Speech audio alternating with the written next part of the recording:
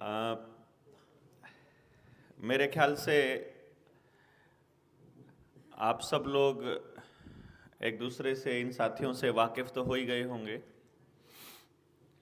और 2 दिन और हम लोग साथ हैं, तो कुछ चीज़ें मैं समझता हूँ कि हम लोगों को पहले से ही क्लियर होंगी तो ज़्यादा आसान रहेगा। और उसके बाद ये तय करना है आपको, ये 3 दिन के बाद आपको तय करना है कि हम कितना लंबा साथ चलेंगे। क्योंकि हम एक बार तो आपको यहाँ बुला सकते हैं, थोड़ा सा कभी किसी की, कई बार ऐसा हुआ हमारे साथ में कि कोई साथी हमारे से जुड़ा तो इसलिए था कि उसका अपना काम था, भाई उसका कोई लोन का मसला फंसा हुआ था और उसने कह दिया साथी ने कि भाई तुम ट्रेनिंग में आओगे तो तुम्हारे लोन के मसले को हम एड्रेस करेंगे, नहीं तो हम नहीं करते। तो आना पड़ा उसे मजबूरी में ट्रेनिंग में। लेकिन एक लाइन में आपको स्पष्ट कर दूं, आप यहाँ आ गए हो और यदि आपका केवल एक ही उद्देश्य है कि आपका लोन का मसला हल हो जाए और आपका आवेदन लगा दें, तो उसके लिए मैं आपको प्रॉमिस करता हूं कि आपको पूरे 3 दिन लगाने की ज़रूरत नहीं है। आप यहाँ आ गए, आपका मसला समझो हल हो गया, मतलब मजबूरी में बैठने की ज़रूरत नहीं है। लेकिन यदि आप समझ लेंगे, यदि आप पूरा का पूरा उस प्रक्रिया को जान लेंगे और देख लेंगे कि यहाँ कौन लोग हैं। मैं अपनी 2 साल की इस जनता सरकार मोर्चा के साथियों की यात्रा को मैं अगर एक्सप्लेन करूं आपको, तो मेरा व्यक्तिगत अनुभव ये कहता है कि समाज के सबसे शानदार लोगों में से कुछ लोग हैं जो मुझे जनता सरकार मोर्चा से मिले हैं, जो इतनी लंबी यात्रा में नहीं मिले जितने लोग, उससे ज़्यादा लोग कहीं इस 2 साल की यात्रा में मिल गए। और आप इस 3 दिन में देखोगे ये बात।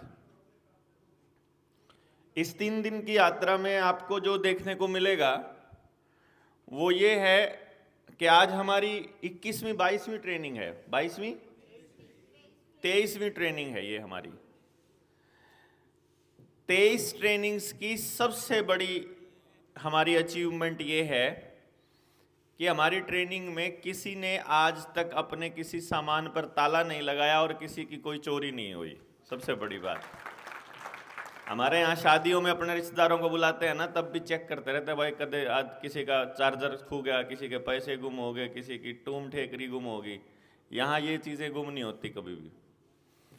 दूसरा, हमने जो जिस पर्पज़ के लिए आपको बुलाया है वो सबसे पहला पर्पज़ ये है कि आप सब लोग एक दूसरे से जान पहचान कर लें, क्योंकि आप लोकल लोग हैं।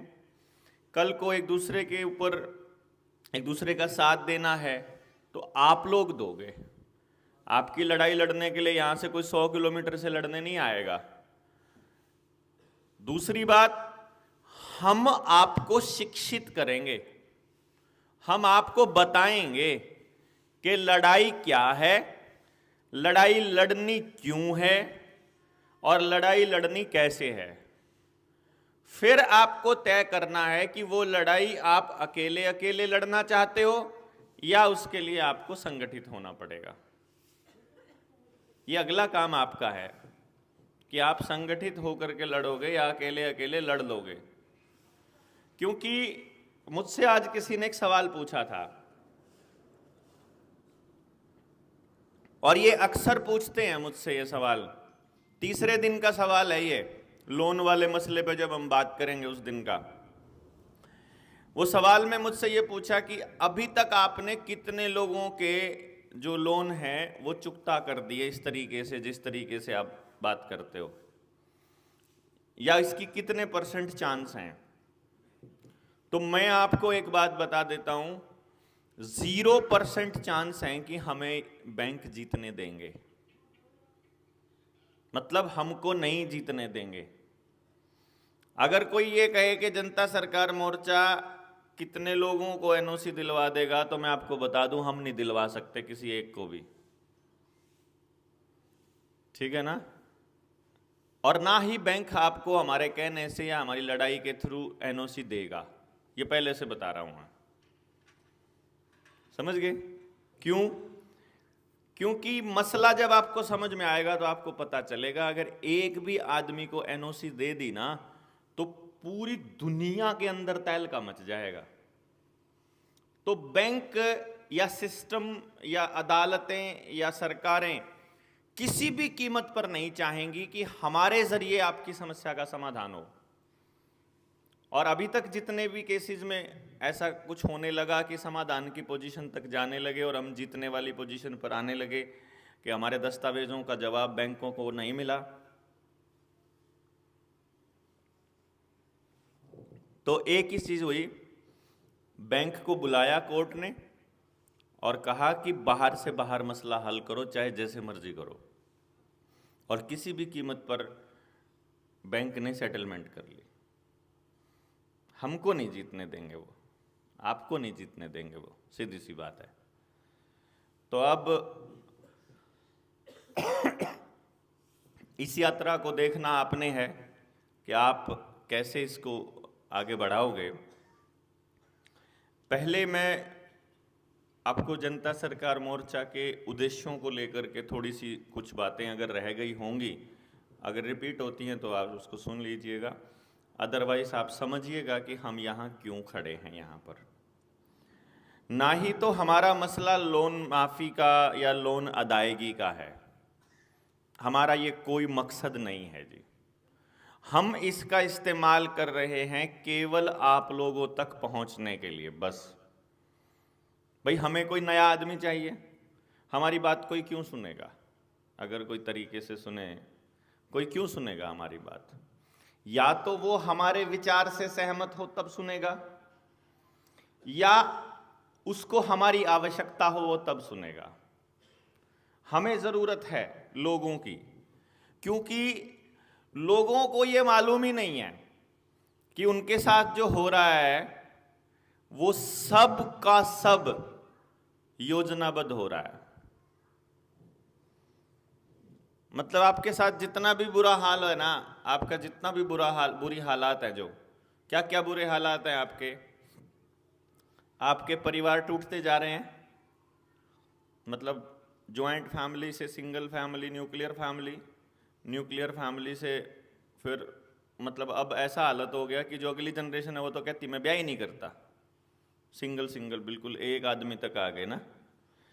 ठीक, ये परिवार का टूटना, भाई का भाई से झगड़ा, ज़मीनों का मसला, आपके खर्चे पूरे ना होना, समाज में फैली अशांति, समाज के अंदर अराजकता, समाज में करप्शन, समाज के अंदर फैली प्रवृत्ति जो मतलब आपराधिक प्रवृत्ति काइंड ऑफ। जो नई जनरेशन है उसको तो वीडियो गेम के ज़रिए मतलब चाहे हिंसक बनाया जा रहा है, चाहे उसका दिमाग के अंदर कचरा डाला जा रहा है, अश्लीलता, ये सब, ये सारे हालात ये अचानक से ऐसे कैसे, मतलब ऐसा कैसे हो सकता है कि हमें मालूम ही नहीं पड़ा और हमारा समाज ऐसा हो गया? नहीं। तो जब आप इस पूरे के पूरे प्रकरण को समझोगे तो आप जानोगे कि ये जो आपके हालात हैं खराब होने वाले, जो खराब हुए हैं, ये ना ही तो आपने किए हैं, ना ही इसके जिम्मेदार आप हो, और ना ये अपने आप हुए हैं। ये हालात खराब किए गए हैं योजनाबद्ध तरीके से, बस आपको मालूम नहीं है। और आपके जीवन का जीने का हर रास्ता इन्होंने बिल्कुल उल्टा बता दिया आपको, बिल्कुल उल्टा, और बकायदा कागज से कानून बना करके और आपकी कंसेंट से किया गया। इसमें सब में आपकी सहमति। और अब आपको ये यकीन दिला देंगे, ये चोर लोग ये यकीन दिला देंगे कि असली कसूरवार आप ही हो। ये भी देखो कमाल की बात, मतलब इसमें कसूर भी आप ही का निकलेगा और आप मानोगे कि हाँ हमारी गलती है भाई। जैसे देश का पूरा निपट रहा है, खर्चे निपट रहे सरकार से, तो टैक्स चोर हम हैं, मतलब हम ही को साबित किया गया। बिजली चोर भी हम हैं, है ना। अच्छा, जब अभी थोड़ी देर पहले वो अमरिंदर बात कर रहा था टोल चोर, टोल भी दे के वो राजी नहीं है, और आपको ये कहेंगे फैसिलिटी चाहिए आपको, लेकिन आप टोल दे के राजी नहीं हो।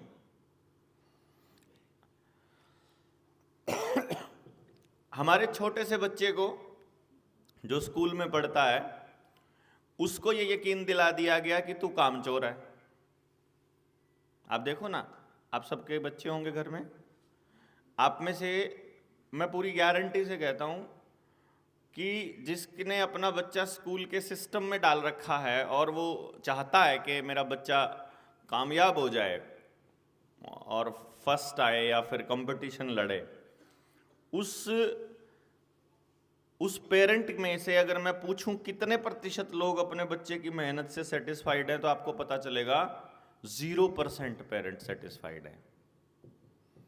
0% सेटिस्फेक्शन का मतलब यह है कि हर बच्चे को अपने माँ बाप से इस तरह की भाषा सुनने को मिलती है कि तुम जो मेहनत कर रहे हो वो काफ़ी नहीं है।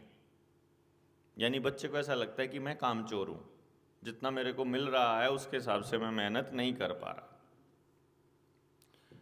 अब पूरी की पूरी जनरेशन को ऐसा बनाने का इतना बड़ा षड्यंत्र। एक छोटा सा एग्जाम्पल देता हूं मैं आपको। आप में से गांव में शाम को जब पानी आता था, जो सप्लाई का जो पानी आता था, टूटी का जो पानी गांव में नया नया शुरू हुआ, किस किस ने वो पानी बिल्कुल बिना नियंत्रण के फ्री चलते देखा है घंटों? किस किस ने देखा है? सबने देखा, सबको मालूम है। अच्छा, किस किस के गांव में हुआ ऐसा? एक बार हाथ खड़ा करके बताएंगे। सबके गांव में हुआ। देखो कमाल की बात, हरियाणा में, पंजाब में, यूपी में, मध्य प्रदेश में, मतलब कहीं भी चले जाओ, पूरे देश के अंदर हर गांव में पानी की सप्लाई पहुंची। वो सप्लाई जब आती थी, पानी जब आता था, उसी टाइम पे बिजली आती थी। जितनी देर बिजली रहती, टूटी चलती थी, है ना। पूरी मोटी पाइप थी, जिसको पानी की जरूरत थी, वो पानी की टूटी की जरूरत हर गांव को नहीं थी। कुछ गांव थे जहां पानी के पीने के पानी की जरूरतें थी, वहां की बजाय उन्होंने हर गांव को दिया। और लगभग 3 घंटे तो कम से कम सुबह और 3 घंटे शाम को, कम से कम की बात कह रहा हूं मैं, हर गांव में 6 घंटे कम से कम पानी जमीन का निकाला गया। और निकाल के वो पानी कहां गया? नाली में, मतलब वेस्टेज में, जोड़ में। जोड़ में, उसी जोड़ में तो पानी गया वो टूटी का, और उसी जोड़ में जो पानी जा रहा है, जो लैट्रिन के खड्डे का जो पानी बाहर है, लैट्रिन के जो खड्डे हैं उसका भी पानी बाहर ही है ना। तो वो जो लैट्रिन का पानी है वो कहां जा रहा है? उसी जोड़ में। इसका मतलब वो जो साफ पानी था वो जाके लैट्रिन के पानी में मिलके लैट्रिन का पानी हो गया, मतलब उसका कोई इस्तेमाल गांव के लिए नहीं है। वो अगर वहां खड़ा हो रहा है, एक तो मच्छर मक्खी पैदा हो रही है वहां पर, मतलब बीमारियां हो रही हैं, ऊपर से वो जो जोहड़क है वो और ज्यादा खराब हो रहा है रोज। अदरवाइज तो अगर उसमें पानी ना मिले नया तो वो सूख जाएगा एक टाइम पर, और सूखेगा तो दोबारा से रिनोवेट किया जा सकता है। जोहड़ को, है कि नहीं, अगले साल के लिए यूज के लिए तैयार किया जा सकता है। लेकिन उस टूटी के पानी ने उस जोहड़ को ना तो खाली होने दिया, ना सूखने दिया, और वहां गंदगी फैली, हर गांव में गंदगी फैली। अब ये बात किस किस के दिमाग में आई होगी कि नीचे का पानी खराब हो रहा है? उस टाइम पे आई किसी के दिमाग में? आप में से किस किस की आई दिमाग में? मेरे तो छोटा सा था मैं तब भी आती थी दिमाग में। लगभग लोगों के दिमाग में यह बात आई होगी कि पानी वेस्ट हो रहा है। अच्छा, जिम्मेदारी किसकी थी उस पानी को बंद करने की? हमें यह बताया गया कि यह हमारी जिम्मेदारी थी, लेकिन हमारी जिम्मेदारी पूरी कैसे होगी अगर उस टूटी के ऊपर बंद करने वाला नौ भी नहीं देगी सरकार? तो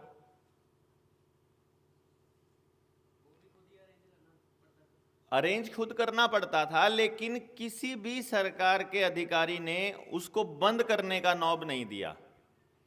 और ऐसे नॉब भी आते थे कि जितना जरूरत हो उतना चला लो, छोड़ते ही वो अपने आप बंद हो जाए, ऐसा भी अरेंजमेंट हो सकता था। लेकिन वो अरेंजमेंट पूरे देश में सरकार ने कहीं नहीं किया। अब ये क्यों हुआ होगा ऐसा?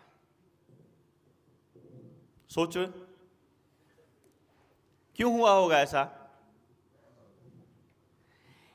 अगर आपको मालूम है तो सरकार के पास तो रिसर्च करने वाले साइंटिस्टों की कोई कमी नहीं है।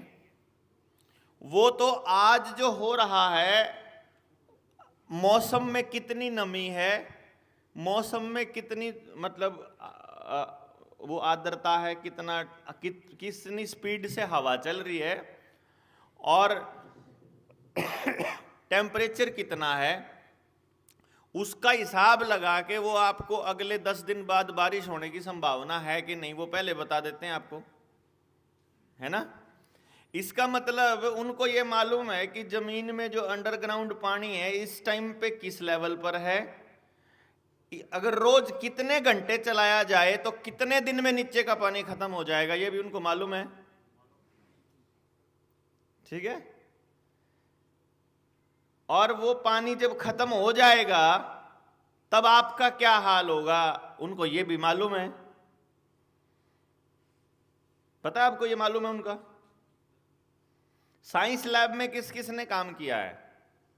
साइंस की लैब में, केमिस्ट्री लैब में किसी ने काम किया है? मैं आपको साइंस लैब में काम करने का तरीका बताता हूं थोड़ा सा, क्या होता है। किसी केमिकल का असर देखना है किसी दूसरे केमिकल के ऊपर, तो टेस्ट ट्यूब के अंदर थोड़ा सा लिया जाता है वो केमिकल, 1 बूंद या 2 बूंद लिए जाते हैं, और जब रिएक्शन भी कराया जाता है तो 1-2 बूंदों से ही करवाया जाता है। ऐसे ही होता है ना जी, मिलीलीटर्स में लिया जाता है। फिर देखते हैं इसका रिएक्शन अगर विगरस होता है, नॉर्मल कैसा रहता है, उसके बेसिस पर फिर वो उसके साथ में रखना है कि नहीं रखना है ये तय किया जाता है। इसका मतलब समझे क्या होता है कि नुकसान या फायदा जो भी होना होगा पहले थोड़ा हो जाएगा और उसके बेसिस पर फिर पूरा केमिकल को ट्रीट किया जाएगा। सरकारें, जो ये षड्यंत्रकारी लोग होते हैं, ये क्या करते हैं मालूम है?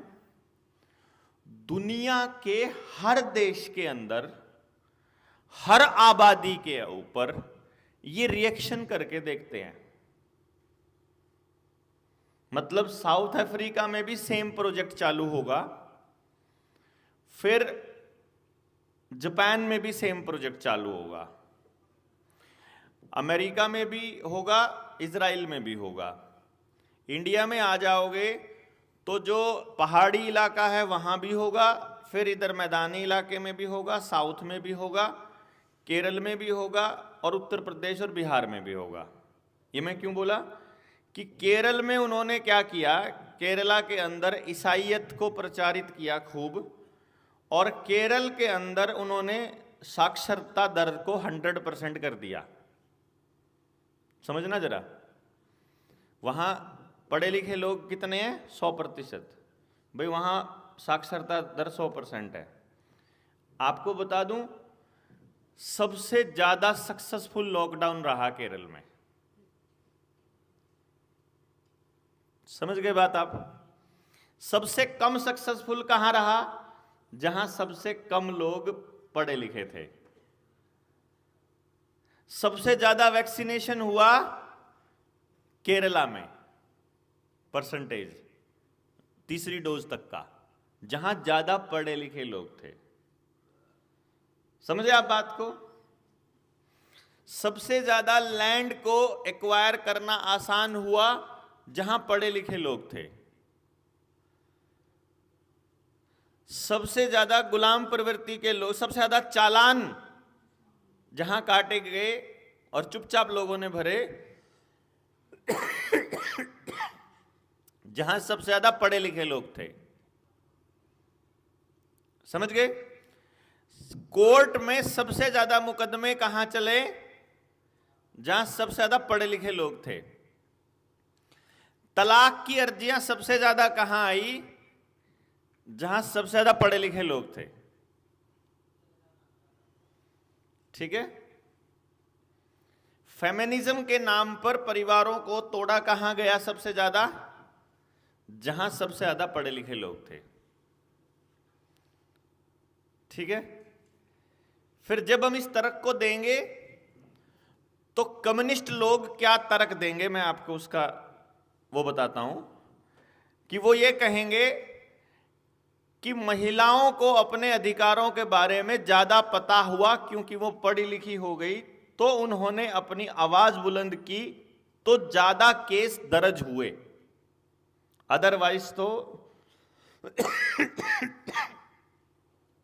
जहां केस दर्ज नहीं हुए वहां भी हालत यही है, वो ऐसा बोलते हैं। लेकिन मेरा और आपका ओपिनियन इसमें डिफरेंट हो सकता है। नहीं बात समझ में आई मेरी बात आपको?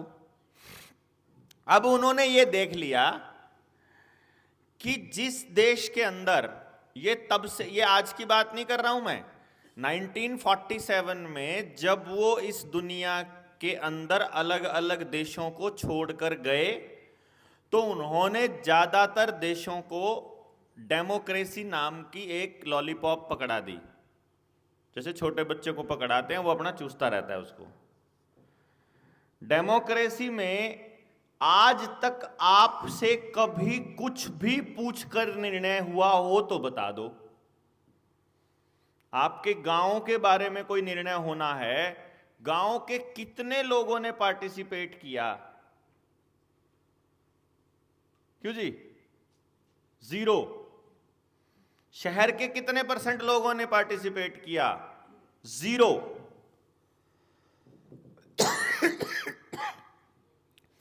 जब आपसे संबंधित कोई निर्णय लिया जाता है और आपसे उसके बारे में सलाह मशवरा भी नहीं करना है, तो डेमोक्रेसी कैसे हुई?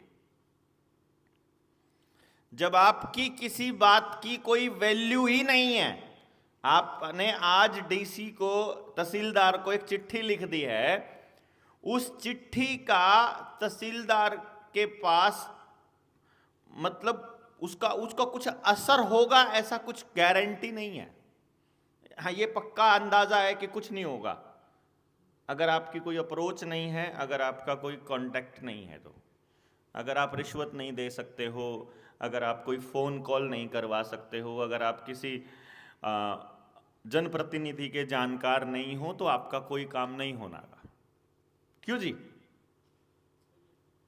आप एक आम इंसान हो, आपने एक चिट्ठी लिखी, उसका कोई असर तहसीलदार पे नहीं होगा। होना क्या चाहिए कि जब एक आम इंसान गांव का परेशान होकर के तहसीलदार के दफ्तर तक आना पड़े, तो तहसीलदार को सलीके से उसकी बात सुननी चाहिए, क्योंकि असल में तो वो मालिक है। जो गांव का आदमी जो वोट कर रहा है वो मालिक है। ये मैं आपको इसलिए बता रहा हूं कि 1947 से लेकर आज तक इन लोगों ने दुनिया के हर देश के हालात के अंदर छोटे छोटे एक्सपेरिमेंटल जोन्स बनाए, और उस जोन्स में क्या क्या हुआ इसके ऊपर बाकायदा रिसर्च की गई। यूनिवर्सिटीज के अंदर बच्चों को फेलोशिप दी, पैसा दिया कि तुम रिसर्च करो इस मुद्दे पर। उन बच्चों ने रिसर्च किया, उस रिसर्च की फाइंडिंग उनको दी और उसके बेसिस पर उन्होंने अपने अगले नियम कायदे कानून बनाने शुरू कर दिए। वो कायदे कानून आपसे पूछे बिना बनाने थे, बल्कि आप चाहो या ना चाहो उनको वो अमली जामा पहनाना था।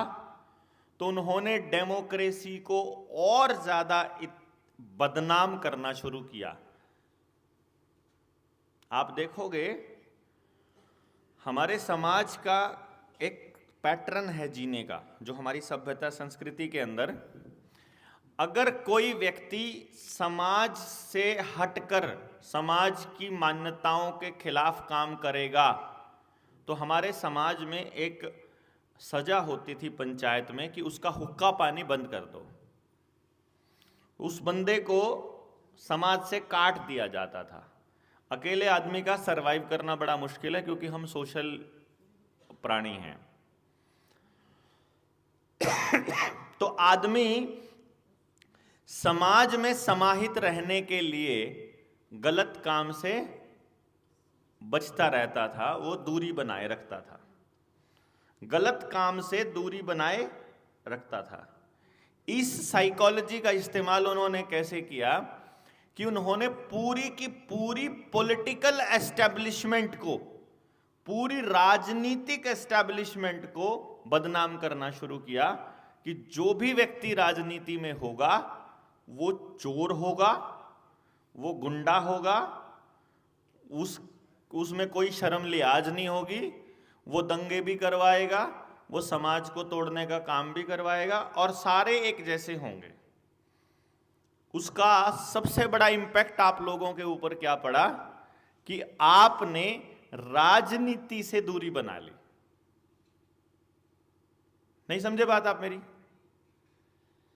आपने राजनीति से दूरी बना ली। तो अब जिस व्यक्ति को किसी राजनेता से काम निकलवाना है, वो अगर उसका वर्कर बन के काम कर रहा है तो तक तो ठीक है, उतना ही करेगा, वो अपनी वर्करी करेगा। अदरवाइज एक आम इंसान जिसको कोई लालच नहीं है अपना व्यक्तिगत, वो कभी भी राजनीतिक किसी भी एक्टिविटी में पार्टिसिपेट ही नहीं करेगा।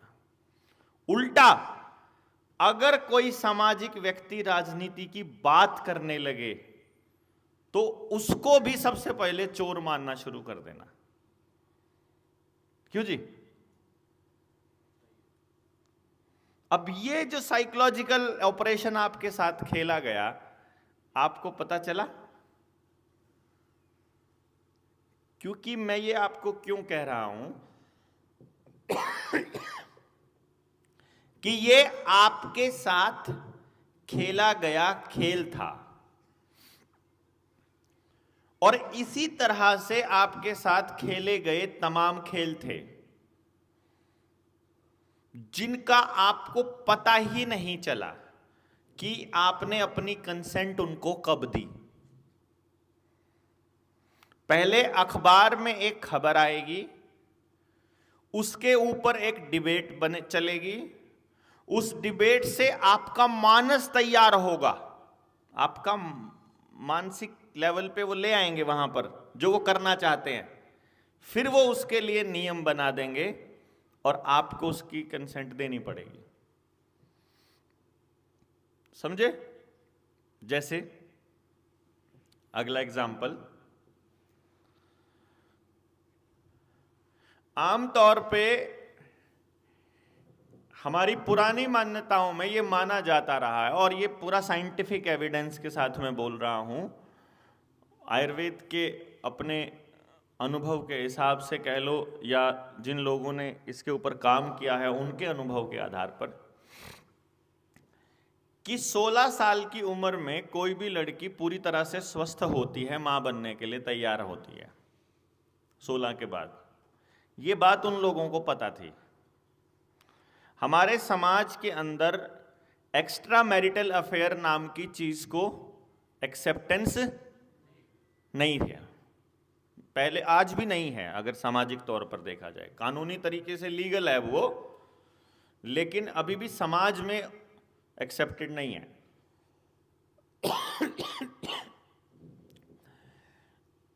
अब ये समाज में एक्सेप्टेंस कैसे आए? तो पहले आपको एक ऐसे लिखवाया गया क्लासरूम में, सिनेमा वरदान या अभिशाप, या सिनेमा की लाभ या हानियां। और उसकी पहली लाइन एक थी, सिनेमा समाज का आईना होता है। किस किस ने सुनी है ये लाइन? सबने सुनी ना? ठीक है ना? पहली लाइन सिनेमा, बाकी आगे पूरा प्रस्ताव किसी को याद हो या ना हो, लेकिन ये लाइन पक्का याद है सबको कि सिनेमा समाज का आईना होता है। ठीक जी। अब ये पता चल गया कि सिनेमा में जो आता है वो समाज में हो रहा है। आपके घर में बेशक ना हो रहा हो, लेकिन आप ये मानोगे कि ये हो रहा है। उस दौर में जब सिनेमा के अंदर वृद्धाश्रम का कॉन्सेप्ट आया, उस टाइम तक कहीं भी किसी भी समाज के अंग में कहीं भी कोई वृद्धाश्रम नाम की चीज नहीं थी। क्यों जी? जिस टाइम अनाथालय का कॉन्सेप्ट फिल्मों में आने लगा, हमारे समाज में एक भी बच्चा अनाथ नहीं होता था। गांव में अगर किसी के मम्मी पापा दोनों गुजर गए तो उसके चाचा ताऊ में उसको माँ बाप का प्यार भी मिलता था, परवरिश मिलती थी, और बाद में उसके हिस्से का जो उसका जमीन जायदाद मिलती है वो भी उसको पूरी मिलती थी। उसके किसी ने कोई हड़पने की कोई कोशिश नहीं थी।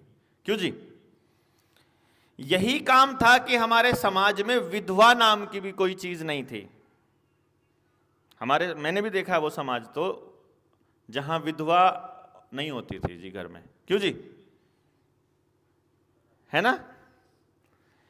अच्छा, आपके परिवार में कभी किसी जमाने में, चाहे पृथ्वीराज के टाइम पर, चाहे फिर मुगलों से पहले चले जाओ 10 पीढ़ी पहले, 50 पीढ़ी पहले, किस तरह का जीवन जिया जाता था, ये बातें आपको कहां से पता चलेंगी? बाप दादाओं से, कहानियों के माध्यम से। ठीक है?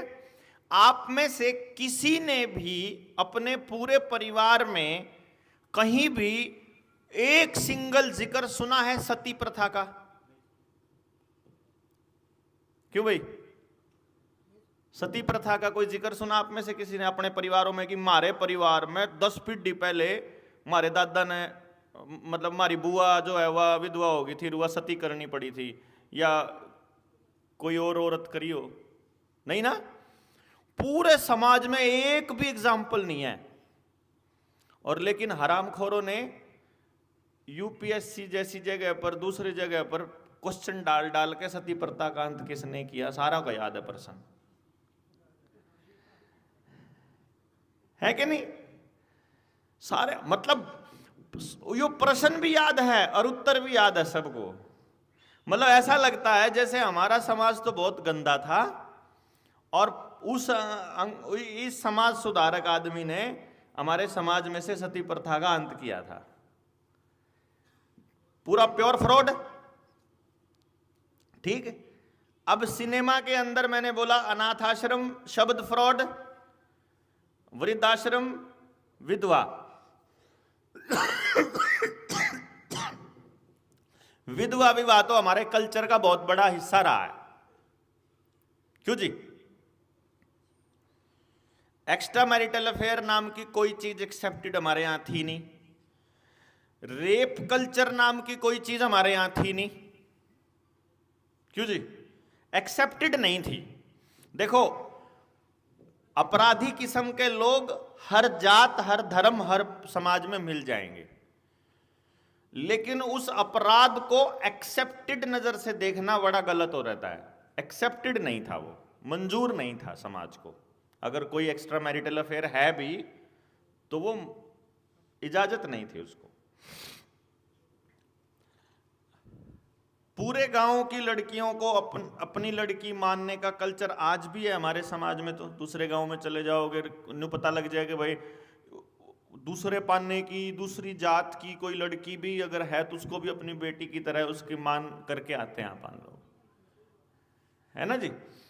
अब ये बात उन लोगों को मालूम थी, तो आपके समाज को खराब करने के लिए आपकी शिक्षा व्यवस्था में ऐसी बात डालना, फिर आपके दिमाग में उस चीज की एक्सेप्टेंस लाने के लिए उसको बार बार दिखाना। जितेंद्र की लड़की एकता कपूर को ठेका मिला पूरे समाज के स्ट्रक्चर को खराब करने का। मतलब जो नाटक नहीं देख पाते थे उनको खबरों में दिखाया गया सास भी कभी बहू थी।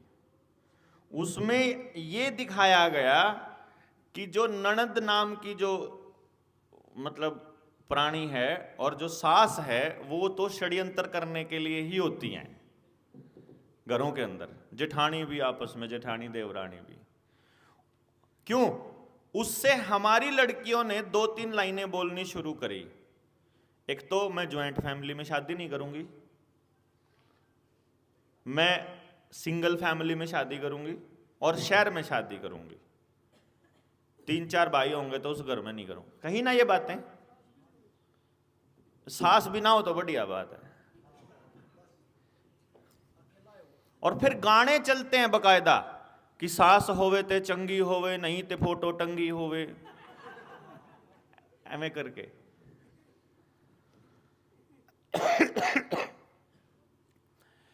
मतलब अब आप ये बताओ, ये जो बात है कि आजकल की लड़कियां तो काम नहीं करना चाहती या आजकल की लड़कियां तो परिवार में नहीं रहना चाहती, ये उस लड़की की बात थी? ये संस्कार उसके माँ बाप ने सिखाए या फिर उसको टेलीविजन ने सिखाए? टेलीविजन ने सिखाया। यानी आपके बच्चों का बिहेवियर कैसा होगा, ये आपके परिवार कैसा होगा, आपके परिवार का डिजाइन कैसा होगा, ये टेलीविजन ने सिखाना शुरू कर दिया। और ये सबकॉन्शियस माइंड में ऑटोमेटिक जाना शुरू हो गया कि हमें ऐसा जीवन जीना है। मतलब उसी में एक कॉन्सेप्ट सबसे पहले ज्यादा सबसे बुरा हाल एकता कपूर के नाटकों में आना शुरू हुआ, जिसमें यह स्मृति ईरानी जो थी या बड़ी कल्प्रिट थी या तुलसी बनकर आई थी, जिसने सिखाया था कि एक्स्ट्रा मैरिटल अफेयर कैसे कैसे करने होते हैं, है ना। मतलब किसी का डीएनए कैसे, किसके कहीं पे क्या पता नहीं कौन किसके, मतलब ऐसे पूरे परिवार के कल्चर पे पोंछा मारने का काम इसने किया। और जहां कोई नाटक नहीं देख पाता था उसको फिर खबरों में, मतलब सुबह से लेकर रात तक एडवर्टाइजमेंट आती होती थी। क्यों जी? और फिर हम फिल्मों में आना शुरू हुआ, स्टार्ट हुआ। फिर फिल्मों के कुछ डायलॉग्स जिसमें शहर के कल्चर को बढ़ावा देना, धोती कुर्ता को बुरा कहना, अनपढ़ आदमी को तिरस्कृत नजरों से देखना। भाई आप अपने बच्चे को पढ़ने लिखने की जबरदस्ती क्यों करोगे? क्योंकि आप चाहते हो कि आपका बच्चा समाज में सम्मानित रहे। और उन्होंने सम्मानित ऐसे लोगों को किया जो कागज की डिग्री जिसके पास हो, जीवन की नहीं। जीवन की है कि नहीं कोई फर्क नहीं पड़ता। आपकी दूसरी क्लास के बच्चे को या नर्सरी के बच्चे को भी अगर मैं कहता हूं एलकेजी यूकेजी तो, और दूसरी तीसरी तो बड़ी क्लास हो जाएगी, 2 फोटोग्राफ दिखा दो उनको पेपर के ऊपर।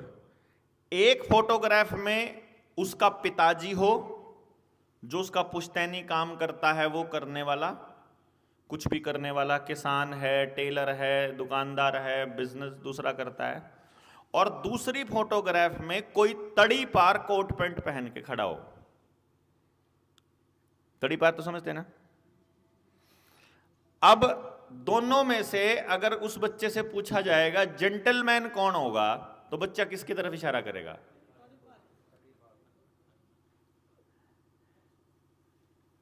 मतलब वो ये नहीं, अपने माँ बाप को कोई बच्चा भी जेंटलमैन कभी नहीं कहा आज तक, मैंने देखा नहीं। क्योंकि मैं तो बच्चों के ऊपर, एजुकेशन के ऊपर रिसर्च कर रहा हूं। मतलब साइकोलॉजिकली हमारा बच्चा कोट पैंट को जेंटलमैन बोल रहा है, कोट पैंट पहने हुए व्यक्ति को। मतलब उसके लिए इंपॉर्टेंट कपड़े हैं। ये कैसे अपने आप साइकोलॉजिकल हुए भाई?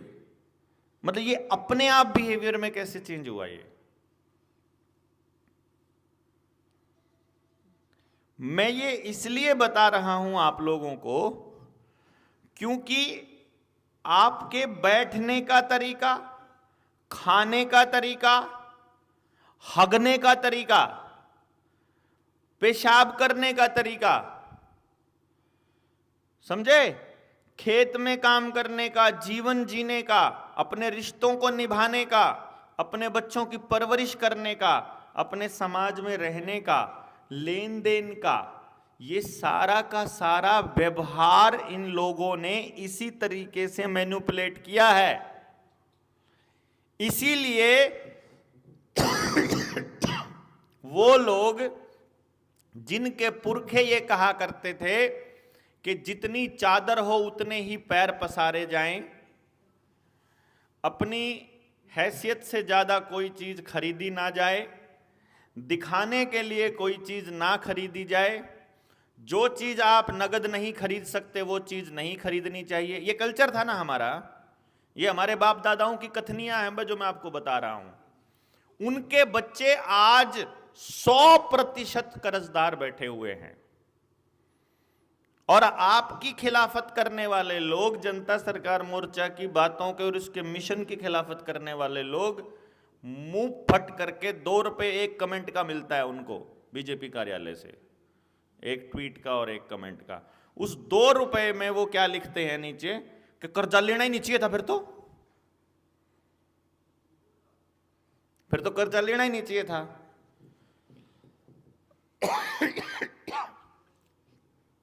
और अगर सलीके की बात की जाए, अगर तरीके से बात की जाए, जब आप परसों तक जब आप इस पूरे कॉन्सेप्ट को समझोगे तो आपको पता चलेगा कि बैंक होना ही नहीं चाहिए था हमारे देश के अंदर, बैंकिंग ही नहीं होनी चाहिए थी, क्योंकि बैंकिंग का पर्पस ही आपको लूटना था।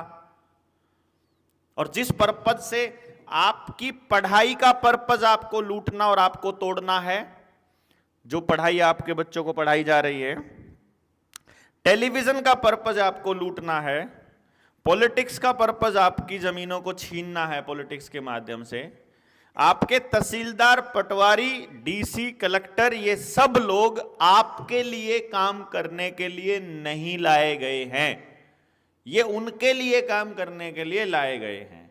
गांव में जब तक धोती वाले, पगड़ी वाले अनपढ़ लोगों के हाथ में कमान रही, किसी पुलिस इंस्पेक्टर की हिम्मत नहीं थी गांव में बिना पंचायत से पूछे घुस जाए, किसी की भी औकात नहीं थी ये।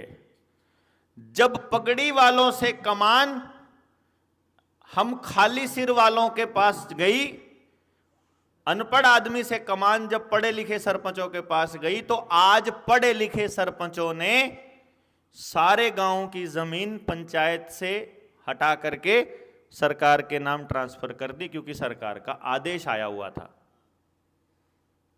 समझ गए ना भाई? जैसे मुझे कोई कहता है सरकार का अधिकारी कि आओ तुमको ये इंजेक्शन लगाते हैं, मैं कहता हूं मैं नहीं मानता, और उधर से वो कह दे कि ये डीसी का ऑर्डर है, सरकार का ऑर्डर है, अगर मैं पढ़ा लिखा हूं तो सरकार का ऑर्डर देखूंगा और मुझे बात माननी पड़ेगी, नहीं तो आपको राशन नहीं मिलेगा, नहीं तो आपको बस में नहीं जाने देंगे, मंडी में नहीं जाने देंगे, दुकान नहीं खोल पाओगे, पेपर नहीं दे पाओगे, बच्चा पढ़ नहीं पाएगा, टिकट नहीं मिलेगी, कोई रेल में, बस में, जहाज में नहीं चढ़ने देंगे। तो मैं देखा है तो इतने सारी बातें लिख रखी है भाई, लिखी हुई बात तो अब के झूठ होगी। तो पढ़ा लिखा आदमी तो फटाक से लगवा लेगा, और अनपढ़ आदमी ने कहेगा ये जो लठ दिखा है तेरा, बड़ा हूं तने डीसी नहीं। इसीलिए आपको पढ़ा लिखाना बड़ा जरूरी था। पढ़ लिख के आपका बच्चा बनेगा क्या? कम से कम इंसान तो रहेगा नहीं, ये तो पक्का है। सोचो, आप में से जिसके बच्चे के 90% से ऊपर नंबर आते हैं, मुझे पूरा यकीन है उसका समाज से कोई लेना देना नहीं है।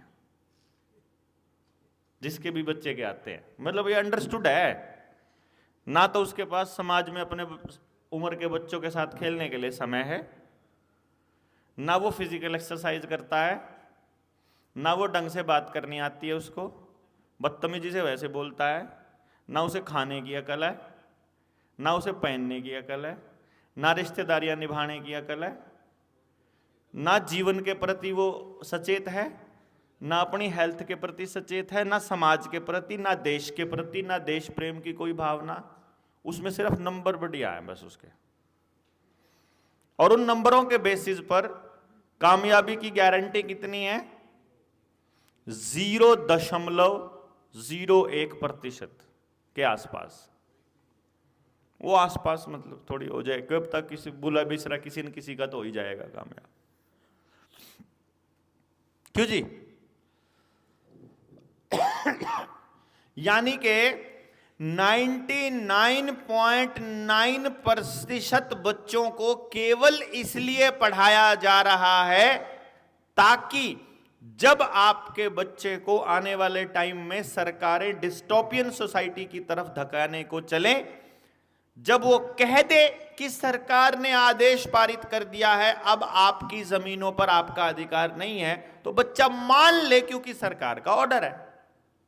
क्योंकि आपने भी तो उसको यही सिखाया, ओए आगे पुलिस वाले आगे चालान काट देंगे। हमने भी तो यही सिखाया ना कि पुलिस वाले से डरना होता है। हम सब ने अपने बच्चों को यही सिखाया ना कि पुलिस वाले से डरना है। क्यों जी?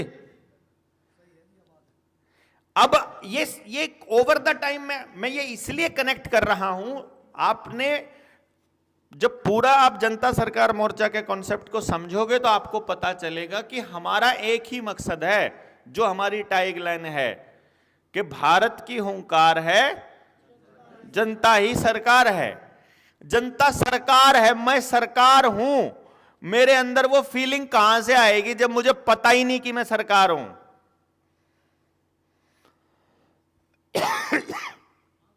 ये तो केवल तब आ सकती है अगर मुझे ट्रेनिंग दी गई हो, मुझे बताया गया हो कि मैं सरकार कैसे हूं। ऐसे आपको हजारों एग्जाम्पल्स मिलेंगे अपनी लाइफ में।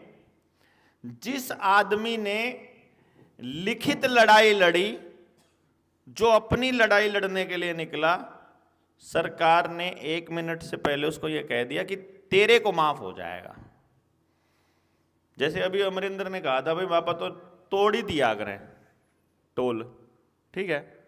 अब उसको देख लिया कि यार वो बेशरम आदमी है, इससे क्यों पंगे लेने, रहने दो, इसने जान दे, इसने एक न जान दे, इस गल ज्यादा पंगे करेंगे ये और मीडिया में आवेगा और 4 लोगों का डेट खुलेगा, उनका हिम्मत बढ़ेगी, तो छेड़ते नहीं इसको। ये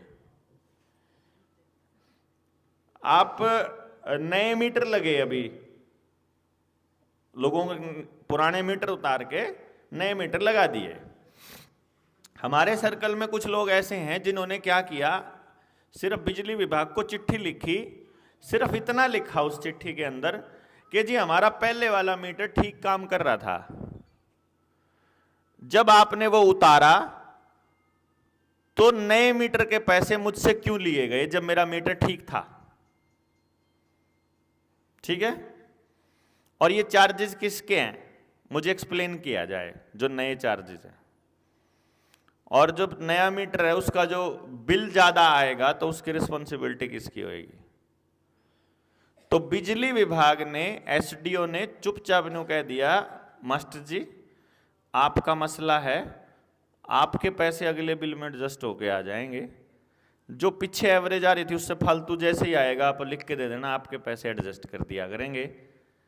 आप और बताओ क्या समस्या है? वो बोलना नहीं है बस, बाकी दुनिया को नहीं बताना कि मीटर के पैसे जो है वो हम आपको वापस दे रहे हैं अगले बिल में एडजस्ट करके, क्योंकि उस बिल में तो भरवा लिए ना, उससे अगले में एडजस्ट करके दिए, तो कोई बता ही नहीं सकता कि हमने पैसे उल्टे ले लिए। समझ के बात आप? अब ये बात आपको अकेले अकेले बतानी पड़ेगी, अकेले अकेले आपको लड़ना पड़ेगा। और आप मतलब कुछ लोगों के पास तो समय ही नहीं है, क्योंकि कोरोना में आपका धंधा चौपट ऑलरेडी कर दिया जा चुका है, तो अब आपको रोज़ जो है ब्रेड बटर अर्न करने के लिए, रोजी रोटी कमाने के लिए सुबह से लेकर रात तक पागलों की तरह लगना पड़ता है। तो आपके पास समय इतना है नहीं कि आप फालतू छोटी छोटी चीज़ों के ऊपर बहस करो खाम खाई। अपनी लड़ाई लड़ने का टाइम नहीं, दूसरों की तो लड़ाई लड़ने का, पर फालतू फुर्सत किसके पास है? क्यों जी? कौन रोज रोज आवे? ये तो रोज ताले तोड़ कर बैठ जाए जैसे हमारे, तो कदे किसी के घर खड़े पावे, कदे किसी के पावे। ये तो विल ले, ये तो सोचा ही ना, तो कोई ना कोई फंडिंग मिलती होगी इनको पक्का भाई, नहीं तो कौन काम छोड़ के जावा बड़ा है? क्यों जी? तो फिर आपको ये कहा जाएगा सरकार से पंगा नहीं लेना, सरकार बड़ी चीज होती है। और कोई नहीं बतावा सरकार को ताकत किसने दी? सरकार के पास जो ताकत है वो कहां से आई? वो हमारी ताकत है। जैसे ही हम अपनी ताकत वापस लेंगे सरकार कमजोर पड़ जाएगी। हुआ नहीं कि नहीं भाई? खेती के 3 कानून लागू हुए, लोगों ने कहा हम तुम्हारी बात नहीं मानते, क्योंकि इस बात को समझना बड़ा जरूरी है आप सबके लिए भैया, आप सबके लिए बड़ा समझना जरूरी है। देश में लागू होने वाला कोई भी कानून केवल तभी लागू हो सकता है जब आप इजाजत देंगे, केवल तभी। देखो, जैसे मैं आपको एग्जांपल देता हूं, हम यहां मान लो 201 लोग इकट्ठे हो गए इस हॉल में, और अब हमें 3 दिन के लिए यहां एक साथ मिलकर के एक इवेंट करना है, ये ट्रेनिंग वाला इवेंट, ठीक है? समझ रहे बात आप मेरी? अब हम यहां बैठकर कुछ नियम बना लेते हैं, आपस में 3 दिन ठीक ठाक रहने के लिए नियम बना लेते हैं। क्या? कि भाई अगर जय आपा जाएंगे बाहर बाथरूम वगैरह जाना है तो कोई किसी दूसरे की चप्पल पहन के नहीं जाएगा। इस नियम में कोई बुराई है? अपने को मानने में कोई दिक्कत नहीं है, सारे मान लोगे इस बात को। अगर आप कुछ नहीं बोलोगे तो आपकी मौन सहमति मान ली जाएगी। एक नियम और बना ले भाई, रोटियां का टाइम 8 बजे का है, और 8 बजे जिसने ज्यादा भूख लग रही हो और रोटियां में लेट हो जाए तो साथ वाले की एक आंगली खा सके आप, मान लोगे इसने? तो ऑब्जेक्शन करना पड़ेगा भाई, ये गलत बात है। लेकिन मान लो मैं चुपचाप बनाई दूं इसने नियम ने यहां बैठ करके, फिर जब तक आप नहीं बोलोगे तब तक ये नियम नियम है।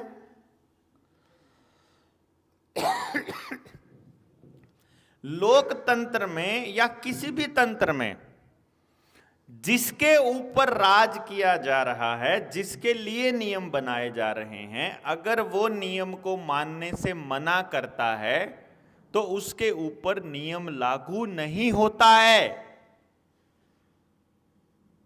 आज आप सड़क के ऊपर खड़े हो जाओ, हम साथ चलते हैं, सारे जने मोटरसाइकिल लेके जाएंगे और हम कहेंगे हम तुम्हारा हेलमेट वाला कानून नहीं मानते, आगे पुलिस वाले कितने ही खड़े रहो, चलान नहीं होगा आपका हेलमेट के बिना, नहीं होगा ना, अगर आप ज्यादा संख्या में हैं तो।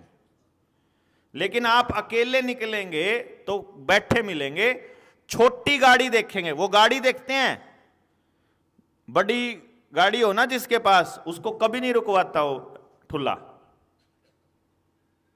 है ना? वो देखेंगे गरीब आदमी की गाड़ी है, इसने रुकवा लो, साहब साहब साहब करता रहो है। और उसको अमीर आदमी को मालूम है इसकी औकात कितनी है, उसके पॉकेट से निकाल के उसके मुंह पे मारता है कि तेरी इतनी सी औकात है, बस फालतू बात नहीं करता उससे, तो काट दे चलान जो तूने करना, उसने कौन सा भुगतना, जाके कोई ना कोई भुगत का क्या 1000 2000 5-7 हजार में उसको क्या फर्क पड़ता है, कुछ भी नहीं। लेकिन ज्यादा तो जी हजूरी अपन ही करते हैं ना, दे साहब हम तो जी थोड़ा काम आए थे जी, देख लो जी, कर लो जी, देख लो जी, कर लो जी, छोटा बना दियो जी।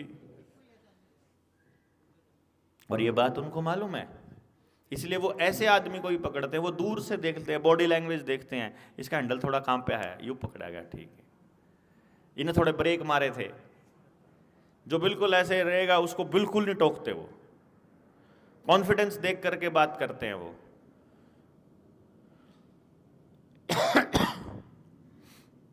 और आपके ऊपर लगातार दबाव बनाया जाएगा। मैं ये इसलिए कह रहा हूं क्योंकि आपकी लड़की के लिए इन्होंने कानून बनाया। जो बात मैं वहीं से उठा रहा हूं जहां से मैंने बीच में से कहीं और ले गया था, कि 16 साल की उम्र का मैंने बताया आपको, 18 साल इन्होंने उम्र कर दी और हमने उसको मान लिया कि 18 साल की उम्र से पहले अगर माँ बाप शादी करेंगे तो माँ बाप के ऊपर मुकदमे करने उन्होंने चालू कर दिए। और समाज में हुए भी बहुत से माँ बाप के ऊपर, जिसमें खुद लड़कियों ने ही अपने पेरेंट्स के ऊपर लगाया कि मेरी जबरदस्ती शादी कर रहे हैं। चलिए, हो गया। लेकिन जब 18 से 21 साल की उम्र की, क्या आप लोगों से पूछा क्या? और आप में से किसी ने भी लिखित में विरोध दर्ज कराया? और उनको पता था कि ये विरोध दर्ज कराने का काम कौन कर सकता है? पंचायती सिस्टम। पंचायती सिस्टम में कौन? हमारी खाप पंचायतें। तो खाप पंचायतों की क्रेडिबिलिटी खत्म करने के लिए बकायदा ऑनर किलिंग नाम के सब्जेक्ट को उठाया इन्होंने आते ही सरकार ने, 2014 में आते ही, याद है? 14 में आते ही सबसे पहले इन्होंने ऑनर किलिंग को उठाया था, ताकि सारी दुनिया की मीडिया में, स्पेशली जो नई पीढ़ी है, पढ़ी लिखी पीढ़ी है, उसके दिमाग में एक बात चली जाए कि खाप पंचायतें अच्छी चीज नहीं होती।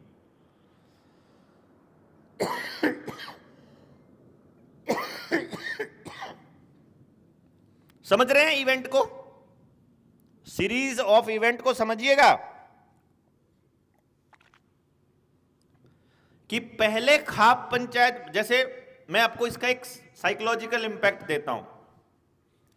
मैं बाहर कुछ गलत काम कर रहा था, मान लो मैं चोरी ही कर रहा था, ठीक है, और मेरे को इसने भाई ने देख लिया चोरी करते हुए कि अच्छा बलहारा बेटे तेरी असलियत बताऊंगा अब अंदर जाके, हैं? अब मेरे को खतरा हो गया कि ये सारे लोगों को बता देगा और भाई पता चल जाएगा तो गड़बड़ हो जाएगी। मैं बाय चांस आप लोगों से रूबरू हो गया इससे आने से पहले, भाई के आने से पहले, और मैंने कह दिया मगर यो भाई मिला था, मैंने नुको था तना बदनाम करूंगा, भीतर जा गए नुकूंगा ये चोरी करे था। मैं पहले ही इसकी क्रेडिबिलिटी को अगर खत्म कर देता हूं, फिर ये आपको कुछ भी बताता रहे,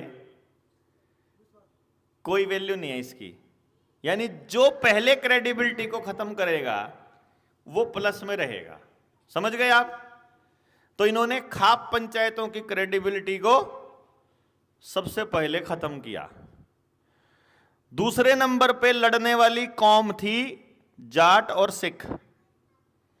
सिखों के ऊपर खालिस्तानी मूवमेंट और जाटों के ऊपर जाट आंदोलन। दूसरे नंबर पे क्रेडिबिलिटी खत्म की उनकी। नहीं समझे? ताकि जब ये लड़ने लगे तो जो एक बड़ी आवाम है उसके दिमाग में पहले से ही इनकी खिलाफत के बीज बो दिए जाएं। क्लैरिटी आई कि नहीं आई पॉइंट को? अब इसी तरीके से 21 साल आपकी लड़की की शादी की उम्र कर दी। बड़े प्रोग्रेसिव लोग हैं, कुछ पढ़े लिखे मिल गए मुझे, दिल्ली यूनिवर्सिटी में, जेएनयू में पढ़े हुए, कुछ और उधर वाले। आपको क्या लगता है 21 साल ठीक नहीं है उम्र? मैंने कहा देखो बात यह है जिस बच्ची ने उम्र में शादी करनी 25 की में 25 की में करो, जिसने करनी 35 की में करो, पर जिसके माँ बाप को पता है कि मेरी बच्ची की शादी की सबसे सही उम्र क्या है, उसको तो उसके हिसाब से करने की इजाजत होनी चाहिए। उसको तो वो कहे कि तुम कानूनी उम्र वही रखो, तुम मोटिवेट करो बच्चियों को, तुम समझाओ बच्चियों को, उसके लिए आप प्रोग्रेसिव नहीं है वो ऐसा बोलेंगे लेकिन क्या आपको यह मालूम है कि आपकी बच्ची 16 साल की उम्र से लिव इन रिलेशनशिप में रह सकती है उसी कानून के तहत? मतलब वो रखैल बन के तो 16 साल की उम्र में रह सकती है, किसी के साथ होटल में जा सकती है, ओयो के कमरों में जा सकती है, लेकिन वो शादी 21 से पहले नहीं कर सकती। इसका इंपैक्ट देखा आपने पूरे समाज पे क्या पड़ेगा, है ना? और हम बिल्कुल चुप हैं क्योंकि हमको पता ही नहीं है। आपका नेता आपको नहीं बताएगा, आप जिस पॉलिटिकल पार्टी को सपोर्ट करते हो वो भी नहीं बताएगी, वो इस मुद्दे को उठने ही नहीं देगी, आप जिस मर्जी को सपोर्ट करते हो। कोई सोशल एक्टिविस्ट, कोई समाज सुधारक, कोई एनजीओ, कोई भी इस मुद्दे को नहीं उठाएगी, क्योंकि ये मुद्दा वहां से चलता है ऊपर से, क्योंकि आपका फैमिली कल्चर खत्म करना है उनको, आपका सोशल स्ट्रक्चर खत्म करना है। ये मैं इसलिए बता रहा हूं कि जन्म से लेकर मरने तक, सुबह उठने से लेकर रात को सोने तक आपका जीने का तरीका बदला गया है, योजनाबद्ध तरीके से बदला गया है। और आपके पास दूसरा रास्ता नहीं है यदि आप अपने जीवन को सुखी करना चाहते हो कि आप ओरिजिनलिटी की तरफ आओ। कई बार कुछ बातें आपको ऐसा लगेंगी कि ये तो पुराने जमाने की बात कर रहे हैं। भाई मुझे नहीं पता बात पुराने जमाने की है या नए जमाने की है, पर भैया लैटरिंग करने का जो तरीका मेरी आंत सबसे बढ़िया साफ करेगा, मुझे वैसे ही करनी चाहिए ना। इसमें नया पुराना अनपढ़ और पढ़े लिखे का क्या रोल है? क्यों जी? जिस जगह जिस तरीके से जीने से पर्यावरण प्रदूषण होता है,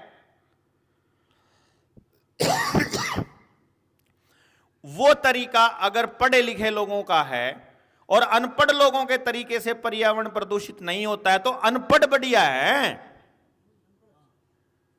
जी। मेरे गांव में मुझे अगर रोजगार के साधन मिलने के चांसेस ज्यादा हैं और उसमें मेरे को आमदनी जो नेट जो प्रॉफिट है वो 0 होना है, और फिर गुड़गांव में जाकर मुझे सैलरी 60,000 मिलनी है और मैं उल्टा कर्जदार होता हूं, गुड़गांव में रह करके महीने में माइनस में जाता हूं, घर से ही लेके जाने पड़ते हैं, तो गांव में रह के 0 रहने में फायदा है ना, गुड़गांव में रह के माइनस में जाने से? तो गांव में रह के 0 ज्यादा बढ़िया है या गुड़गांव में जाके माइनस? मतलब परिवार से दूर वो अलग, जड़ों से दूर वो अलग, माइनस में जाना वो अलग, डिप्रेशन वो अलग, ऊपर से बीमारियों का घर अलग, पर मतलब जहरीली हवा में रहना वो अलग। क्यों जी? अब ये भवन बनाए हमने, सबने पूरे गांव के अंदर पूरा मतलब पूरा तामझाम चला हुआ है, हर किसी को अपनी अपनी बड़ी बड़ी कोठियां दिखाने का शौक है। सीमेंट की सबसे मजबूत मियाद, जो सबसे मतलब मजबूत सीमेंट कितने दिन के बाद होती है मालूम है आपको? कितने? जो सिविल इंजीनियर हैं उनको मालूम है 28वां दिन जो है वो सीमेंट का सबसे मजबूत दिन होता है। जिस दिन आपकी दीवार बनी, जिस दिन आपका मकान बना, उसके 28वें दिन वो सबसे ज्यादा मजबूत है। यानी अब उसके बाद वो डिके होनी स्टार्ट होएगी, उसके बाद वो कमजोर होनी स्टार्ट होएगी। वो गिरने में वो 20 साल लगा ले कि 30 लगा ले कि 40 लगा ले। तो जितने ये सीमेंट के पुल बन रहे हैं, जितने ये बड़े बड़े हाईवेज के ऊपर बनाए जा रहे हैं, मेट्रो के जो पुल बनाए जा रहे हैं, इसका मतलब इन सरकारों को मालूम है कि ये 20 से 30 साल में गिरने के लिए तैयार हो जाएंगे। क्यों जी? जैसे मैंने आपको पहले बताया है कि आपके पानी की कमी को लाया गया है, आपके अंडरग्राउंड वाटर को खराब किया गया है योजनाबद्ध तरीके से, ताकि किसी भी गांव के पास अपना नलका ना रहे, वो हाथ से पानी निकालने की कैपेसिटी में ना रहें, समर्सिबल से ही निकले, और समर्सिबल के लिए बिजली के ऊपर निर्भर रहना पड़े, और बिजली इन प्राइवेट प्लेयर्स के हाथ में हो। इसका मतलब आपके गांव में अगर पानी नहीं तो आपका सर्वाइवल नहीं। यानी सिर्फ पानी बंद करने से आपको बंदर की तरह नचाया जा सकता है, ये उनको तब पता था। समझे?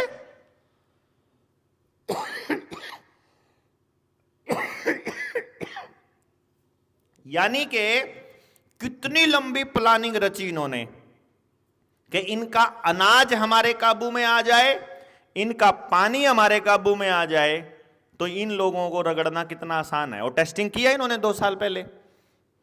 आपकी रोजी रोटी को कंट्रोल कर लो, फिर चाहे आपके शरीर में कितने ही केमिकल डालो, 2 लो आओ डोज, चाहे 6 महीने में लाओ, चाहे तीसरे में लाओ, ठीक है लुआ लेंगे और क्या करना भी, रोटी तो खुआनी है, बालक तो पालने हैं। यही हमने आर्गुमेंट दिए थे ना कि हमको तो बच्चे पालने हैं।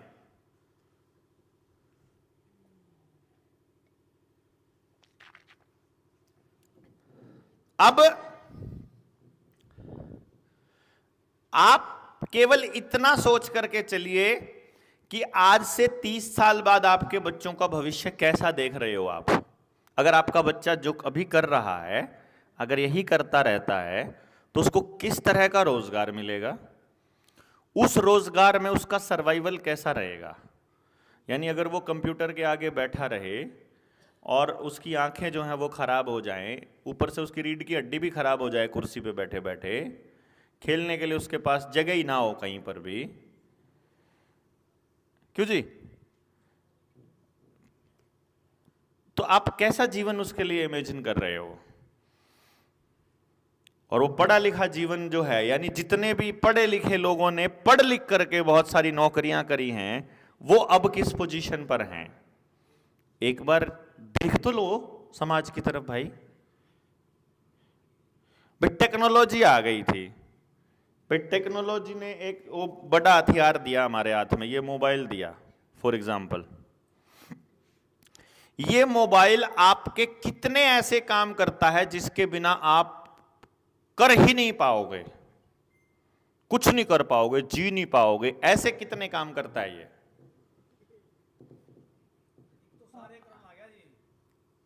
जिसके बिना आप जी नहीं पाओगे। ऐसे कितने काम करता है ये, बताइए, एक एग्जांपल दीजिए।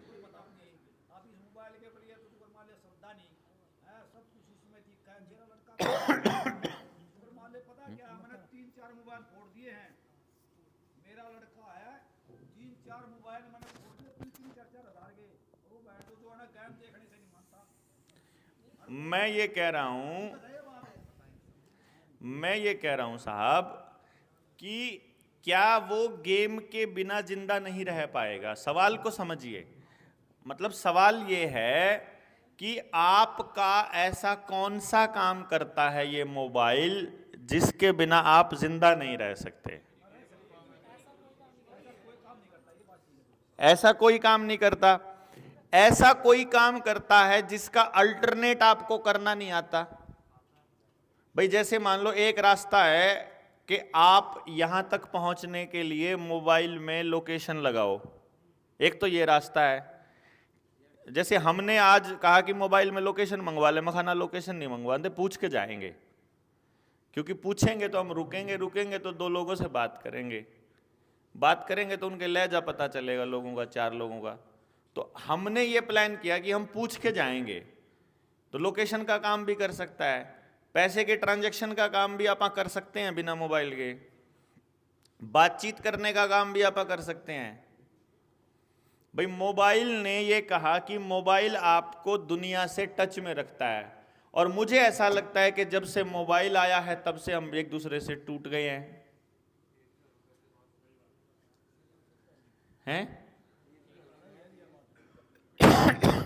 यानी मोबाइल ने आपको असलियत में बर्बादी के अलावा कुछ नहीं दिया। भाई आपका समय बचाया, मान लो, उस बचे हुए समय का आपने क्या किया? मोबाइल ने जो आपका समय बचाया, उस बचे हुए समय में आपने मोबाइल ही देखा। हाँ। और अच्छा एक बात बताओ, एक डायलॉग मैं आधा बोलूंगा, उस डायलॉग को आप पूरा करना। खाली दिमाग शैतान का घर। ये लाइन किस किस को पता थी बचपन से? अच्छा ये बात उनको नहीं पता थी जिन्होंने मोबाइल इजाद किया और आपका टाइम बचाया? क्या ये उनको नहीं पता थी?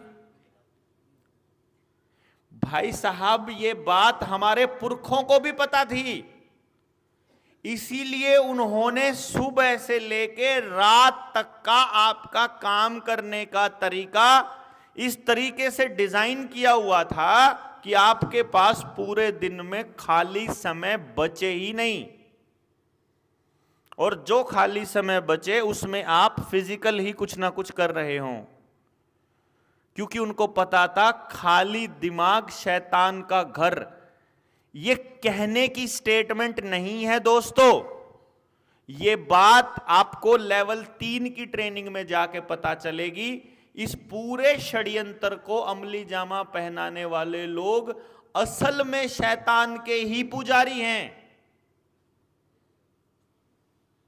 वो असल में ही शैतान के पुजारी हैं, शैतान को ही सबसे बड़ा मानते हैं। ईसाइयत के अंदर जिसको लूसीफर कहा गया, वो लूसीफर को मानने वाले लोग हैं, मौत के देवता को मानने वाले लोग।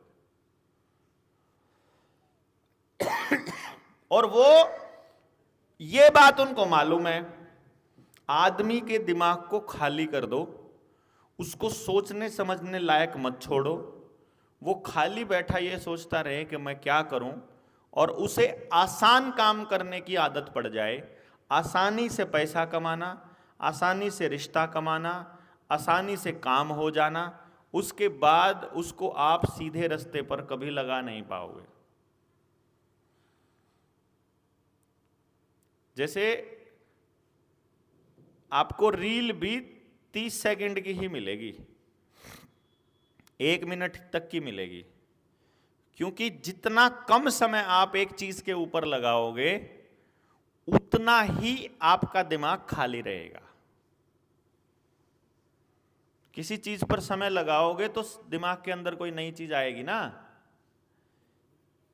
हमने 3 दिन जब डिजाइन किया इस ट्रेनिंग का, जो समय 3 दिन डिजाइन किया, तो सबसे पहले हमारे साथियों ने हमको कहा 3 दिन कौन आएगा, 3 दिन कौन बैठेगा, किसके पास इतना समय है? हमने एक ही बात कही थी उस टाइम पे, मेरा ये वक्तव्य था, मैंने कहा देखो जिसके पास 3 दिन भी नहीं है ना समाज के लिए सोचने के और विचार विमर्श करने के, वो आदमी हमारे काम का ही नहीं है। क्योंकि शॉर्ट टर्म जिनकी मेमोरी है, थोड़े टाइम में जिनको सब कुछ समाधान भी चाहिए, समस्या भी चाहिए, समाधान भी चाहिए, वो इस लड़ाई को लड़ ही नहीं पाएंगे, क्योंकि 50 साल इंतजार किया है आपके बर्बाद होने का भैया। उकड़ू बैठ के लेटरिंग करने से कुर्सी वाली चीज पे लेटरिंग करने 50 साल लग गए आपको आने में, हैं? मतलब बॉडी खत्म हो गई अब आपकी 24 घंटे। परिवार छोड़ो, पूरे गांव में एक भी बीमार आदमी नहीं होता था भाई साहब।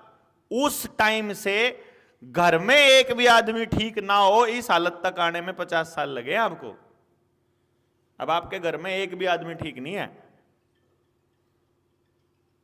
पैदा होने वाला बच्चा भी डॉक्टरों के ऊपर डिपेंडेंट है, बेड रेस्ट पहले है, ठीक है।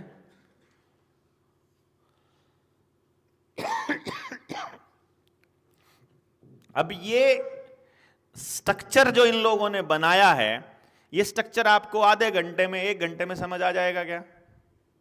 अभी तो मैं कहीं कहीं से उठा करके बातें आपके बीच में डाल रहा हूं ताकि आप अपने दिमाग के अंदर सोच डेवलप कर सको कि यार इसका फिर सही इलाज क्या है।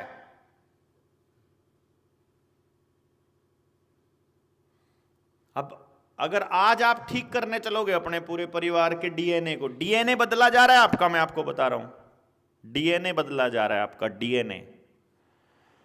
अब ये लड़ाई आपको ये बताने की है कि आपका डीएनए बचाने की लड़ाई है। डीएनए कहां बदला जा रहा है आपका? आपकी गर्भ से स्टार्ट कर देते हैं, ये बच्चे के गर्भ से, गर्भ में ऐसी दवाइयां देने शुरू कर देते हैं कि मां नंब पड़ी रहती है, उसको मतलब बुद्धि खत्म। जिस मां की बुद्धि नहीं है उसके बच्चे में मतलब क्या जाएगा फिर, कैसा अभिमन्यु पैदा होगा, इसे चक्कर भी तोड़ेगा फिर वो। उसकी मम्मी पूरा दिन चक्करी में रहती है, उसको सेंस ही नहीं रहेगी वो। कभी देखना आप जो जो दवाइयां दी जाती हैं, मतलब आयरन की कह करके, कैल्शियम की कह करके, उनके कितने साइड इफेक्ट्स होते हैं प्रेगनेंसी के दौरान। उसके बाद पैदा होते ही सबसे पहले मैं आपको एक चीज बताता हूं। आप में से ऑटिज्म किस किस ने सुना है? ऑटिज्म, ऑटिज्म के बारे में सुना ना? अच्छा,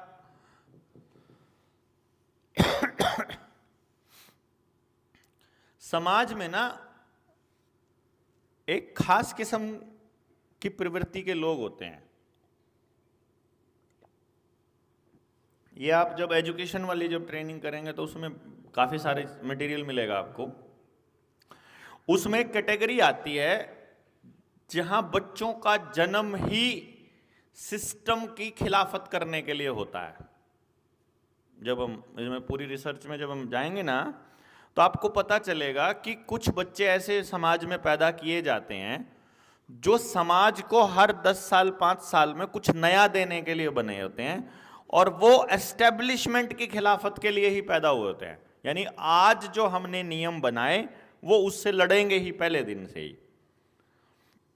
आपको जान के बड़ी हैरानी होगी कि जो बच्चे बने ही सिस्टम की खिलाफत करने के लिए हैं, अगर उन बच्चों को पैदा होते ही सुई ठोक दी जाए कोई भी अचानक से दिमाग, तो ऑटिज्म के चांसेस होते हैं उनको। जितने ऑटिज्म के केस मैंने आज तक देखे हैं, जितने भी केस देखे हैं, जो बच्चे मेरे पास आए काउंसलिंग के लिए, मैंने वो देखा, वो सारे के सारे ऑटिज्म के केस वो थे कि अगर इस बच्चे को ऑटिज्म ना होता तो ये विद्रोही होता। समझ गए बात आप? यानी उसके दिमाग का स्ट्रक्चर बना तो था सिस्टम की खिलाफत करने के लिए, कर दिया उसको बीमार।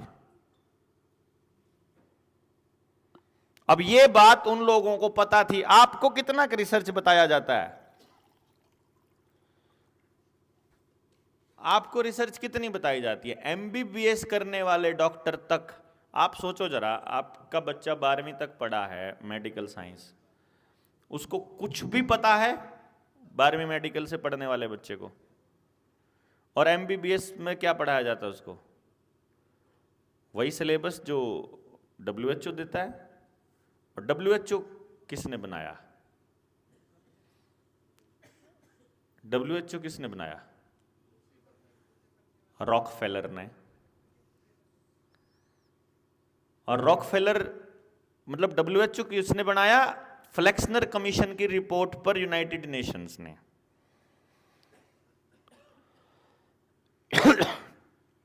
फ्लेक्सनर कमीशन का अध्यक्ष था अब्राहम फ्लेक्सनर। अब्राहम फ्लेक्सनर की फंडिंग करी रॉकफेलर ने। रॉकफेलर कौन है? जिस फैमिली ने 1970 के दशक में भारत की सरकार को हरित क्रांति के नाम पे हाइब्रिड बीज और पेस्टिसाइड दिए, वही रॉकफेलर। उसी रॉकफेलर के पास इराक ईरान के 70% से ज्यादा तेल के कुओं पे कब्जा है। समझ गए?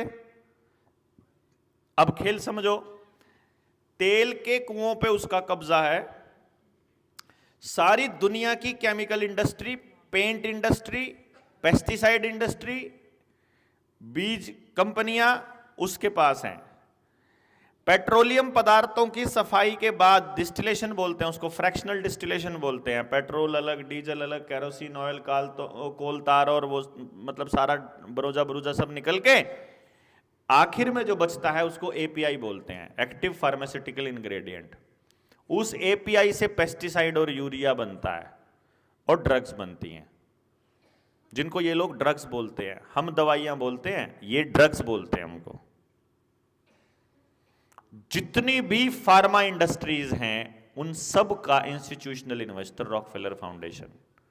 यानी कि सवेरे मोटरसाइकिल के किक मारो या गाड़ी में सेल्फ मारो, आपका पैसा किसको जाता है? रॉकफेलर फाउंडेशन को। फिर खेत में ट्रैक्टर चलाओगे, बीज गिरोगे तो रॉकफेलर को, पेस्टिसाइड गिरोगे, यूरिया गिरोगे तो रॉकफेलर को। वो सारी फसल जब कबाड़, उस फसल में जहर डालने के बाद जो पैदावार होगी उसको खाने से जो बीमार होगे, उसमें जो कैंसर होगा, हाई बीपी होगा, टेंशन होगा, डिप्रेशन होगा, आपको जितनी भी बीमारियां होंगी उस सब की दवाइयों का पैसा किसको जाएगा? उसी रॉकफेलर फाउंडेशन को। ठीक है। अब सोचो आप कि डीजल पे इतने % सब्सिडी देंगे तो इतनी डीजल की कारें बढ़ेंगी और इतने ट्रैक्टर बढ़ेंगे और इतना धुआं रिलीज होगा। ये बात इनको 15 साल पहले नहीं मालूम था। सोचना जरा एक बारी। मैं आपको कनेक्ट करके क्यों बता रहा हूं? मैंने शुरू में ही आपको यह बोला था कि इतना पानी खर्च हो जाएगा, इतना पानी खत्म हो जाएगा, आपका मौसम कैसा रहेगा इनको पहले से मालूम होता है। तो भैया इनको यह भी मालूम था कि डीजल की कितनी गाड़ियां हो जाएंगी तो उससे कितना धुआं निकलता है, तो उससे कितना प्रदूषण होता है। पता नहीं होगा? पता था तो इन्होंने फिर डीजल इतना प्रमोट क्यों किया? इसका मतलब डीजल प्रमोट करके पहले तो आपकी कमाइयां लगाई उन्होंने डीजल की गाड़ियों के ऊपर, और अब कहा कि तुम प्रदूषण फैलाते हो। इनके प्राइवेट जेट प्रदूषण नहीं फैलाते, अपनी 25 की माइलेज देने वाली कार तो प्रदूषण फैलाती है, इनकी 2 की माइलेज देने वाली 20-20 कारों का काफिला चलता है, वो प्रदूषण नहीं फैलाता। नहीं समझे?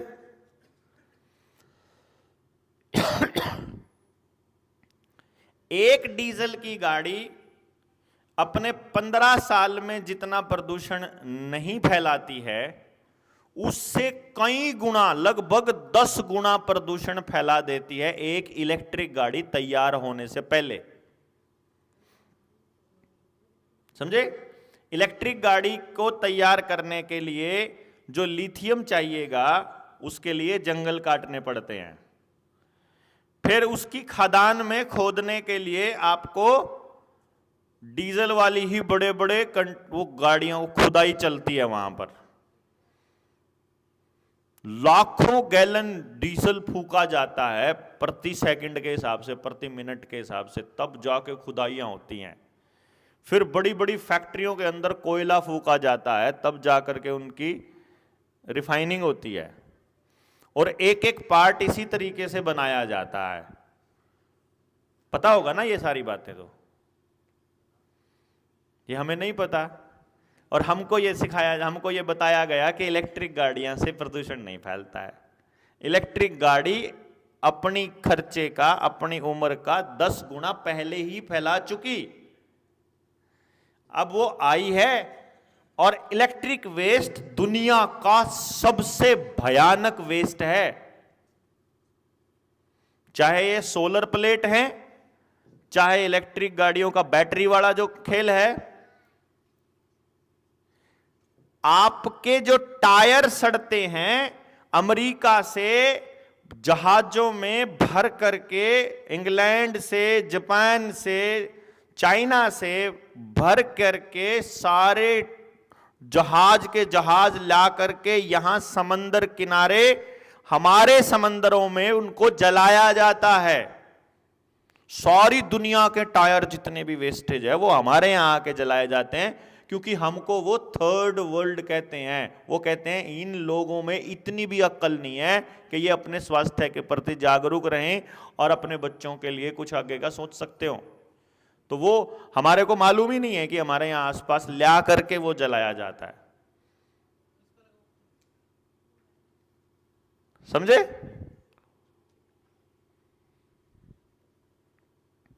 अब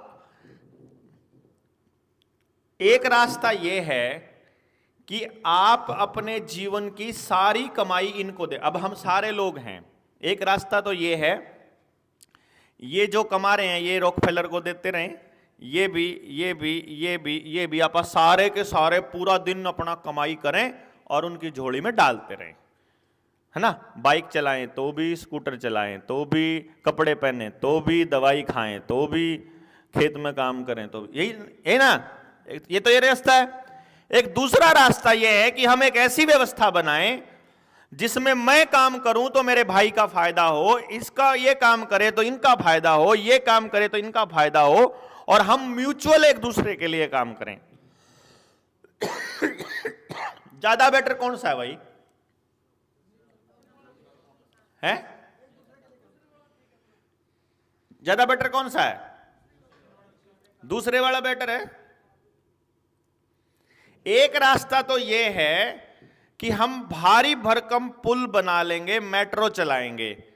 क्या आपको मालूम है कि मेट्रो ने एक 1 कार्ड ट्रैवलिंग के लिए जारी कर दिया है? पता है ये आप में से किसी किसी को? क्योंकि आपको वास्ता नहीं पड़ा है। मैं आपको बता देता हूं, आपका आधार कार्ड से जुड़ा हुआ, बैंक अकाउंट से जुड़ा हुआ एक कार्ड सब जगह मान्य होगा, ऐसा उन्होंने बोल दिया टिकटिंग के लिए। यानी आपको मेट्रो की टिकट लेनी है, आपको बस की टिकट लेनी है दिल्ली के अंदर, और या आपको कोई दूसरी टिकट्स लेनी है ट्रैवलिंग की, वो सारी टिकट्स मान्य होंगी उस एक कार्ड से। और वो कार्ड आपका जुड़ा होगा आपके आधार कार्ड से, और आधार कार्ड जुड़ा होगा आपका वैक्सीन के सर्टिफिकेट से। यानी अभी वो ट्रैवल के ऊपर कंट्रोल करने के लिए आपको मेट्रो देंगे। पहले वो आपको ये बताएंगे कि आप बहुत ज्यादा भीड़ हो गई है, जनसंख्या बहुत ज्यादा हो गई है, वो ऐसा बताएंगे आपको, वो बताएंगे। हुआ नहीं है ऐसा असलियत में। जनसंख्या कभी भी प्रॉब्लम नहीं होती है, कभी भी नहीं होती है, ना कभी आज से पहले हुई, ना कभी होगी, ना कभी एक लिमिट से ज्यादा जनसंख्या बढ़ सकती है। यह इकोलॉजिकल सिस्टम बैलेंसिंग का अपना एक प्रोसेस है कि जो भी प्रजाति ज्यादा होने लगेगी उसके लिए जीवन की सर्वाइवल की जरूरतों, अपनी सर्वाइवल के लिए जितनी चीजों की जरूरत पड़ती है उनकी कमी आने लगेगी। जैसे ही कमी आने लगेगी वो स्पीसीज अपनी आबादी कम करना स्टार्ट कर देगी। जब वो आबादी कम करना स्टार्ट कर देगी तो चीजें बहुत ज्यादा हो जाएंगी। देखिए, आपके दादाजी की जो औलाद थी वो मेरे ख्याल से किसी की ही औलाद ऐसी होंगी, किसी के ही घर में ऐसा होगा जिसके दादा के 5 से कम औलाद हों। मेरे दादा के 8 औलाद थी, मेरे पिताजी के हम 5 हैं और हमारा 1 है। समझ गए बात आप? यानी कि वो जो वहां जब 8 थी मेरे दादाजी की औलाद, इन 8 लोगों के में से 4 लड़कियां थी, 4 लड़के थे। लड़कियां शादी होके चली गई। लड़कों का जो परिवार था उसमें हम 10 बहनें और 5 भाई थे। 25 लोगों का एक परिवार था जिसमें एक भी बेरोजगार नहीं होता था, सबके पास काम रहता था। ठीक है, एक भी आदमी प्रदूषण नहीं फैलाता था हमारे में से, एक भी आदमी पर्यावरण का नुकसान नहीं करता था, एक भी बेरोजगार नहीं, एक भी एनवायरनमेंट से दुखी नहीं, एक भी बीमार नहीं, एक भी डिप्रेशन में नहीं। क्यों जी? और ना कोई मैनेजमेंट में दिक्कत थी। ये था फैमिली कल्चर मेरा। हमारे घर में 25-26 तो भैंस होया करती, डंगर होया करते, मतलब गाय और भैंस। बैल भी होते थे। हम पेट्रोल डीजल नाम पे खर्चा नहीं करते थे कहीं पर। बाद में ट्रैक्टर आया, तो हमारे को बैल की जरूरत कम पड़ने लग गई, तो फिर हमें गाय की भी जरूरत नहीं पड़ी। क्यों जी?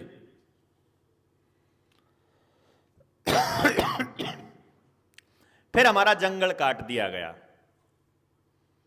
फिर हमारे डंगरों के पास चरने के लिए जगह नहीं बची, फिर हमारे लैट्रिन के खड्डे की जो पाइप है उसका पानी, सारा लैट्रिन का पानी फिर जोड़ में जाने लग गया, फिर हमारे पास डंगरों को पिलाने के लिए, पानी पिलाने के लिए भी जगह नहीं बची। समझ रहे हैं आप? तो मेरे लिए, मेरे गांव में मेरे घर वालों के लिए डंगर पालना जो है वो एक मुसीबत हो गई। पहले तो हम लोग इतने लोग थे कि सुबह उठे तो सारे के सारे जितने डंगर थे, 25, 26, 27 भैंस थी, सारा ने ले गए अपना जंगल में चर के आई जड़ी बूटियां, और शाम को अपना घर आ गई। दिन में किसी को कोई परेशानी नहीं, लेना नहीं देना नहीं। अब वो पूरा दिन घर में खड़ी खड़ी तो चड़दम तार देंगे भाई। क्यों? हम सबके पास आज जो डॉक्टर BRC की DIP डाइट के बारे में किस किसने सुना है? सुना ना आप लोगों ने? अपने तो खेत में सारे फ्रूट होते थे, अब तो अपनी DIP ऑटोमेटिक फॉलो करा करते। सवेरे उठते ही 4 बजे खेत में गए, वहां जो फ्रूट थे, जो गन्ने थे, जो उस टाइम की मौसमी सब्जी थी, जो मौसमी जितना भी कच्चा अनाज था, मतलब कच्चा कुछ भी वो था, सब्जियां सारी वही तो खाते थे हम, जब तक रोटियां का टाइम ना हो जाए, 9-10 बजे तक कोई लेके ना आवे। क्यों जी? ऑटोमेटिक DIP फॉलो कर रहे थे हम लोग तो। और ये बात इन लोगों को मालूम थी। देखो कितनी कमाल की बात है, इतनी रिसर्च करी इन्होंने कि इनका जीवन स्वस्थ कैसे है। पूरे गांव को डंपिंग यार्ड की जरूरत पड़ती थी क्या? कोई पॉलिथीन गांव में नहीं आता था भाई साहब, पूरे गांव में पॉलिथीन नाम की चीज नहीं थी। आज आपके गांव में आसपास अपनी जो किराने की दुकान है उस पर जाके देख लो, पॉलिथीन के अलावा आपको कुछ नहीं मिलेगा। और वो भी इतना भयंकर पॉलिथीन है कि जिस खेत में चला गया वहां फसल होने का तो मतलब ही नहीं है, बंजर होनी तय है। क्यों जी? अब हर गांव के अंदर इन लोगों को स्वच्छता के नाम पर अपनी सुबह सुबह रेडियो चलानी जरूरी होती है।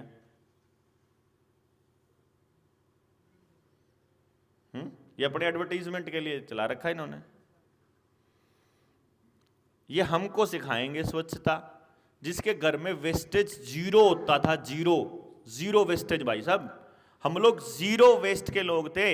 एक छोटा सा छोटा कण, बड़ी चीज कोई भी हमारी वेस्ट नहीं होती थी कभी भी। हमारा घर भी जो बनता था ना, अगर 20-25 साल बाद हमारा घर टूटना होता था तो हमको नया घर बनाना होता था अगली जनरेशन के लिए, तो पिछले घर की सारी ईंटें इस्तेमाल होती थी, सारी लकड़ी इस्तेमाल होती थी, और जो बाकी इस्तेमाल नहीं होता था वो मिट्टी में मिल जाता था। नहीं, आज आपके घर में से जो भी टूटेगा ना, कुछ भी इस्तेमाल नहीं होता रिसाइकिल। यानी आपने जो आज पैसा खर्च कर दिया वो जीरो हो गया, जीरो। और उस टाइम पे जब आप पैसा खर्च कर रहे हो तो आपका सारा रीयूज हो रहा था। उसमें जो पैसा मिलता था वो आपके गांव के ही किसी व्यक्ति को मिलता था। आज जो आपको पैसा मिलता है वो कंपनी को मिलता है। टॉयलेट में आपके जितना भी बिजली का इंस्ट्रूमेंट लगा हुआ है वो कंपनी को जा रहा है। उसमें जितना मग्गा रखा हुआ है, उसमें जो सफाई करने वाले प्रोडक्ट रखे हुए हैं, जो ब्रश रखी हुई है, जो उसमें फ्लश चलाने का है, जो उसमें शीट लगने का है, क्या उसमें से एक भी आइटम ऐसी है जो गांव के किसी व्यक्ति को मिला हो जिसका पैसा? क्यों जी? तो एक बार कैलकुलेट करना, सर्च करना गूगल पर कि मोदी जी ने कितने करोड़ टॉयलेट बनाए हैं। एक टॉयलेट पे मिनिमम खर्चा अगर 1 लाख रुपया आता हो, मल्टीप्लाई करके देना मल्टीनेशनल कंपनियों को कितने लाख करोड़ रुपए का बिजनेस देता है। और हर टॉयलेट के अंदर महीने में अगर एक सफाई करने वाली आइटम 2-4 मतलब 2-4 महीने में एक मग्गा टूटता और एक बाल्टी टूटती हो, उस हिसाब से जो उसका बिजली का खर्चा कैलकुलेट करके देखना कितने करोड़ों अरबों रुपए का बिजनेस हर कंपनी को जा रहा है। और जिसकी जरूरत थी आपको, एक्चुअली नहीं थी, क्योंकि आज ये साइंटिफिकली प्रूव हो गया है कि मिट्टी में लैट्रिन करोगे, नीचे बैठ के करोगे तो सफाई भी ज्यादा होगी और वो जो लैट्रिन है वो मिट्टी में मिलना स्टार्ट हो जाती है 24 घंटे के अंदर अंदर। मिट्टी अपने आप मिट्टी बनना शुरू कर देती है। और अगर उसी लैट्रिन को आप किसी चिकनी सतह पर करोगे और जहां नमी होगी तो आसपास वैसा बैक्टीरिया पैदा होना शुरू हो जाएगा जो आपको बीमार करता है। तो अब आपने अपने बच्चों को उनके बेडरूम में ही बीमारी का घर दे दिया।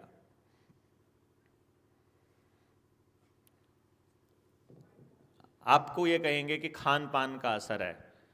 खान पान का असर नहीं है, आपका सोना, आपका बैठना, उठना, खाना, खाने का तरीका, सब उनको पता था कि ऐसे बैठ कर खाने से, पालथी मारकर खाने से आप ठीक हेल्दी रहोगे, इसीलिए आपको डाइनिंग टेबल का कल्चर दिया।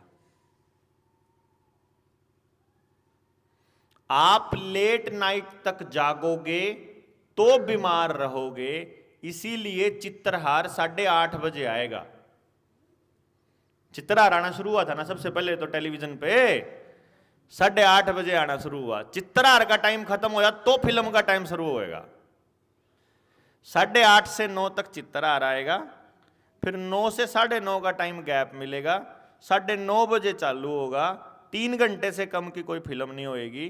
12 साढ़े 12 बजे तक आप लोग फारिग होगे, तब आप तड़की डांगरा का काम नहीं करोगे, फिर घर के अपना गाड़ देवेंगे। शक्तिमान तो बहुत बाद में आया। ये वो उस दौर की बात बता रहा हूं जब आपको वीसीआर दिया गया, वीसीआर में एक फिल्म का भी उतना ही किराया, 4 फिल्मों का भी उतना ही किराया।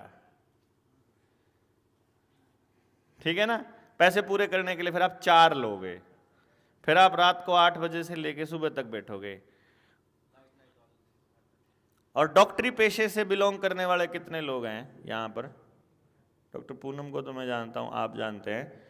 जो डॉक्टरी पेशे से बिलोंग करते हैं उन सबको पता है कि जो व्यक्ति सूरज छिपने के बाद जितनी लेट तक जागेगा उसका लिवर फैटी होना तय है। और ये बात डॉक्टरों को भी पता है और ये बात उनको भी पता थी, इसलिए आपका इंटरनेट 10 बजे के बाद ही फास्ट चलेगा और आपको काम ऐसे दिए जाएंगे जो इंटरनेट से कनेक्टेड होंगे। आपकी ट्रैवलिंग इस तरीके की होगी कि नौकरी करके आप घर 10 बजे से पहले पहुंच ही ना पाओ, आप 10 बजे से पहले खाना खा ही ना पाओ। और इसीलिए शहर के अंदर, गांव में तो फिर भी जो लोग जल्दी सो जाते हैं बचे हुए हैं, शहर के अंदर 100% लोगों का लीवर फैटी है। 100%। एक भी आदमी का नहीं है, क्योंकि वहां कोई आदमी है ही नहीं जो टाइम से सोता हो शहर के अंदर। और इसीलिए ये हर गांव को शहर की तर्ज पर विकसित करना चाहते हैं। और डॉक्टर आपके ये कहते हैं तो नॉर्मल है लीवर फैटी होना, मतलब शुगर लेवल का ऐसा हो जाना, हार्ट अटैक ऐसे हो जाना, इसको वो नॉर्मल बोलते हैं कि आजकल तो जी होने लग गए। एक्सेप्टेंस के लिए तैयार कर रहे हैं आपको मेंटली, हैं? हाँ, शुगर आम होगी कहते। जबकि आपकी आइटमों के अंदर शुगर के लेवल को इस तरीके से डाला जाता है कि आपका बच्चा अगर एक कोल्ड ड्रिंक की बोतल पी रहा है तो 3 दिन की शुगर की कंजप्शन वो एक ही बोतल से कर रहा है। और ये आपके बच्चों को नॉर्मली दिया जा रहा है कि वो दिन में 3-3, 4-4 बोतल पी ले। और शहर के जो मतलब बिगड़ैल औलाद हैं उनका तो यो हाल है कि वो सुबह पराठे के साथ भी कोक पी लेंगे। उनका तो कुछ ही नहीं पता, उनका मतलब कुछ भी खा लेंगे वो, कुछ भी, उनको कुछ खाने की अक्ल ही नहीं है उनको। क्योंकि उनके पापा जी जो क्वालिटी टाइम के नाम पर उनको कबाड़ी खिला के लाते हैं। यही होता है, क्योंकि पापा के पास टाइम नहीं होता तो वो शाम को चलो कुछ खिलाने ले जाते हैं। अब देखो, आयुर्वेद ये कहता है कि जिस चीज को बने हुए 1 घंटे से ज्यादा हो गया वो आम बनाएगा। वो आम हो गया मतलब मल हो गया, वो मल। और ये जो पिज्जा बर्गर होते हैं ये तो कितने घंटों पहले बना बनू कर रख देते हैं। तो फिर बच्चों को मल खिलाने लेके जाते हैं हम शहर के लोग, और फिर हम कहते हैं हमारे बच्चे जो है दिमाग से सुन्न हो गए हैं, सोचते ही नहीं कुछ भी, अकल छोड़ी नहीं हमारी। अच्छा ये बात उनको पता थी। देखो कमाल की बात ये है, ये सारी रिसर्च वो करके बैठे हुए थे, इन्होंने केवल आपको ये चीजें देनी थी। आप कोई भी चीज तब लोगे जब आपको उसके अंदर देखो फीलिंग आनी चाहिए ना कि आप कुछ बड़ा अच्छा कर रहे हो, तभी तो आप उस काम को करोगे।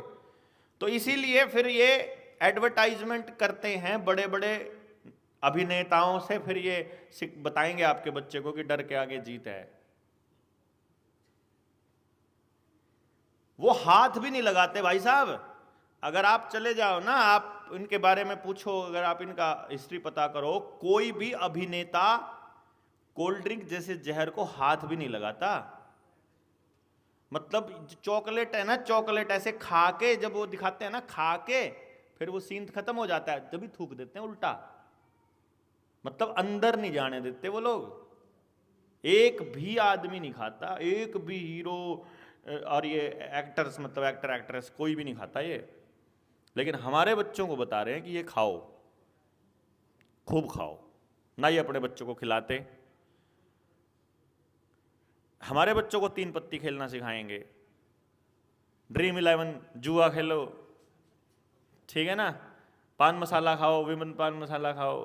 अक्षय कुमार भी बताएगा, अजय देवगन भी बताएगा। थोड़ा मुसलमान रह जाएंगे तो शाहरुख खान को भी लाएंगे बुला के, फिर सलमान को ले आएंगे, फिर अमिताभ को ले आएंगे। कसर रह जाए तो फिर मतलब किसी नए खिलाड़ी को हीरो बना लेंगे। पूरा का पूरा स्ट्रक्चर बनाया इन लोगों ने कि आपका बच्चा गर्व महसूस करे वो चीजें खा करके। और आपको भी अच्छी अमीर वाली फीलिंग आती है ना जब हम 500 रुपए का 600 रुपए वाला पिज्जा खिलाते हैं अपने बच्चे को। भाई हमने 600 रुपए का मल खिलाया अपने बच्चे को, अच्छी फीलिंग आएगी।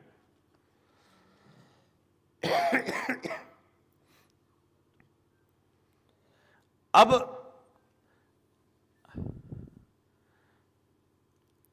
याद है खाए जाओ, किसके गुण गाए जाओ?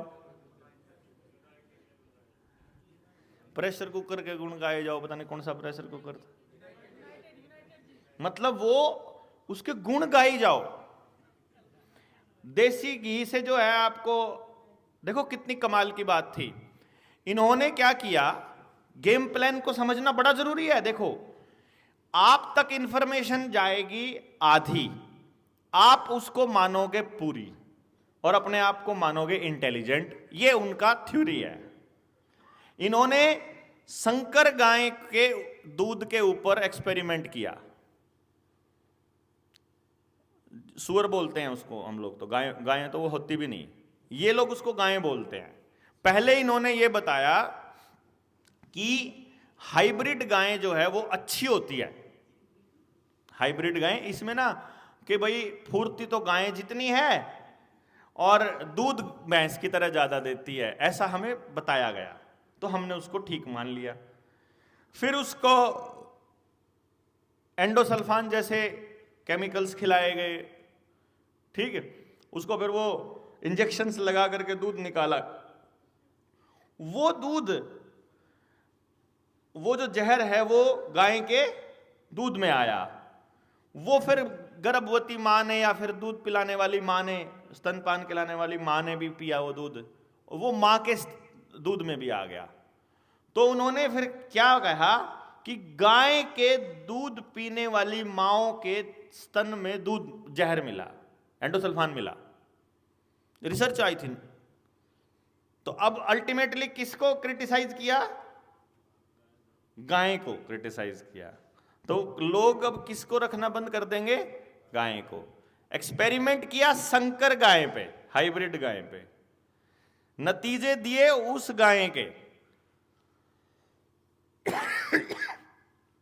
कि उसके गोबर में, उसके मूत्र में मीथेन पाई गई है। अपने वाली में नहीं है, देसी में नहीं है, लेकिन रिसर्च उसकी दिखाएंगे और फोटो हमारे वाली गाय की आएगी, देसी गाय की, तो फिर हमको यह कहा जाएगा कि ये घी खाओगे तो आपको हार्ट अटैक होने के चांसेस ज्यादा हैं। ये एमबीबीएस पढ़े डॉक्टरों ने हमारे लोगों को बताया।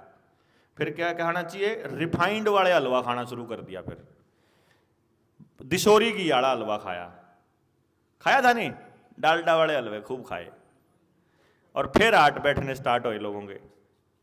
फिर उनने वो भी छोड़ दी, वो पहले छोड़ दिए थे, ये फिर छोड़ दिए। इतना बड़ा इंफ्रास्ट्रक्चर तैयार करेंगे ये आपके लिए। अखबार पढ़ना भी हमको नहीं आता। अगर कल एक्सरसाइज करनी हो तो कल 8-10 अखबार ले आना, मैं आपको अखबार के अंदर, खबर के अंदर छुपे हुए षड्यंत्र दिखाऊंगा आपको। लाइनों में लिखा होता है साफ साफ कि हम तुमको ऐसे बर्बाद करने वाले हैं, बट मजाल है कि हमको समझ में आ जाए, सवाल ही पैदा नहीं होता। अब सोचो आप इन्हें करिए, सोचो आप कि आप इस षड्यंत्र को कैसे काउंटर करोगे। अगर आपको पूरी कहानी समझ में ना आए, पूरे कानून समझ में ना आए, पूरा खेल समझ में ना आए, तो क्या आप अपने अगली पीढ़ी को बचा पाओगे? देखिए, जनता सरकार मोर्चा की ये जो लड़ाई है, ये सर्वाइवल की लड़ाई है अगली पीढ़ियों की।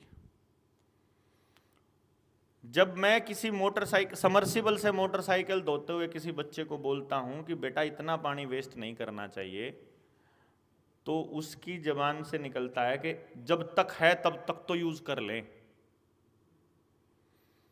अब जो आपके गांव में गाड़ियां धोई जा रही हैं ना समर्सिबल से, इसका एंड रिजल्ट ये है कि आपके बच्चों को बॉटल में पैक्ड पानी मिलेगा 200 रुपए लीटर के हिसाब से। और ये प्लानिंग कर रहे हैं, इसकी योजना में है ये इनके। मैं आपको इसलिए बता रहा हूं क्योंकि ये इनकी स्क्रिप्ट में ऑलरेडी लिखा हुआ है। ये हमको दिखाई नहीं दे रहा क्योंकि हमें इतना आगे देखना सिखाया ही नहीं गया। ना स्कूल में सिखाया, ना समाज में सिखाया, ना घर में सिखाया कि आज से 50 साल बाद का जीवन कैसे सोचोगे। कुछ भी ना हो हमारे पास, कम से कम हेल्थ तो हो, लेकिन उसके लिए भी हम लोगों को तैयारी करनी नहीं सिखाई है। तो ये जो फाइट है अपनी जनता सरकार मोर्चा की, ये सर्वाइवल की फाइट है। जिसको ये बात समझ में आ जाएगी वो जिंदगी भर के लिए एक परिवार रूप में हम जुड़ जाएंगे एक दूसरे से। जिस भाई को ये लगेगा कि यार ये तो खाम खाई की बात है, कुछ नहीं दे रहा इन बातों में, वो अपना रिजेक्ट करके अपना आगे बढ़ जाना भाई, उसमें कोई दिक्कत नहीं। अपना काम करवाओ, आपका आवेदन हम लगा ही देंगे, उसमें कोई दिक्कत नहीं। आप हमारा साथ दो या ना दो, हम आपका जरूर देंगे, इतनी गारंटी हम आपके लेते हैं कि आपका साथ हम देंगे। क्योंकि हमारा काम है, हमारे हाथ में एक प्रोजेक्ट आया हुआ है, एक प्रोडक्ट है, हमें समझ में आ गया कि इसकी मदद से हम लोग इतना बड़ा काम कर सकते हैं। आप अगर जितने ज़्यादा लोग जितनी जल्दी साथ आ जाएंगे, उतनी जल्दी हम इस सर्वाइवल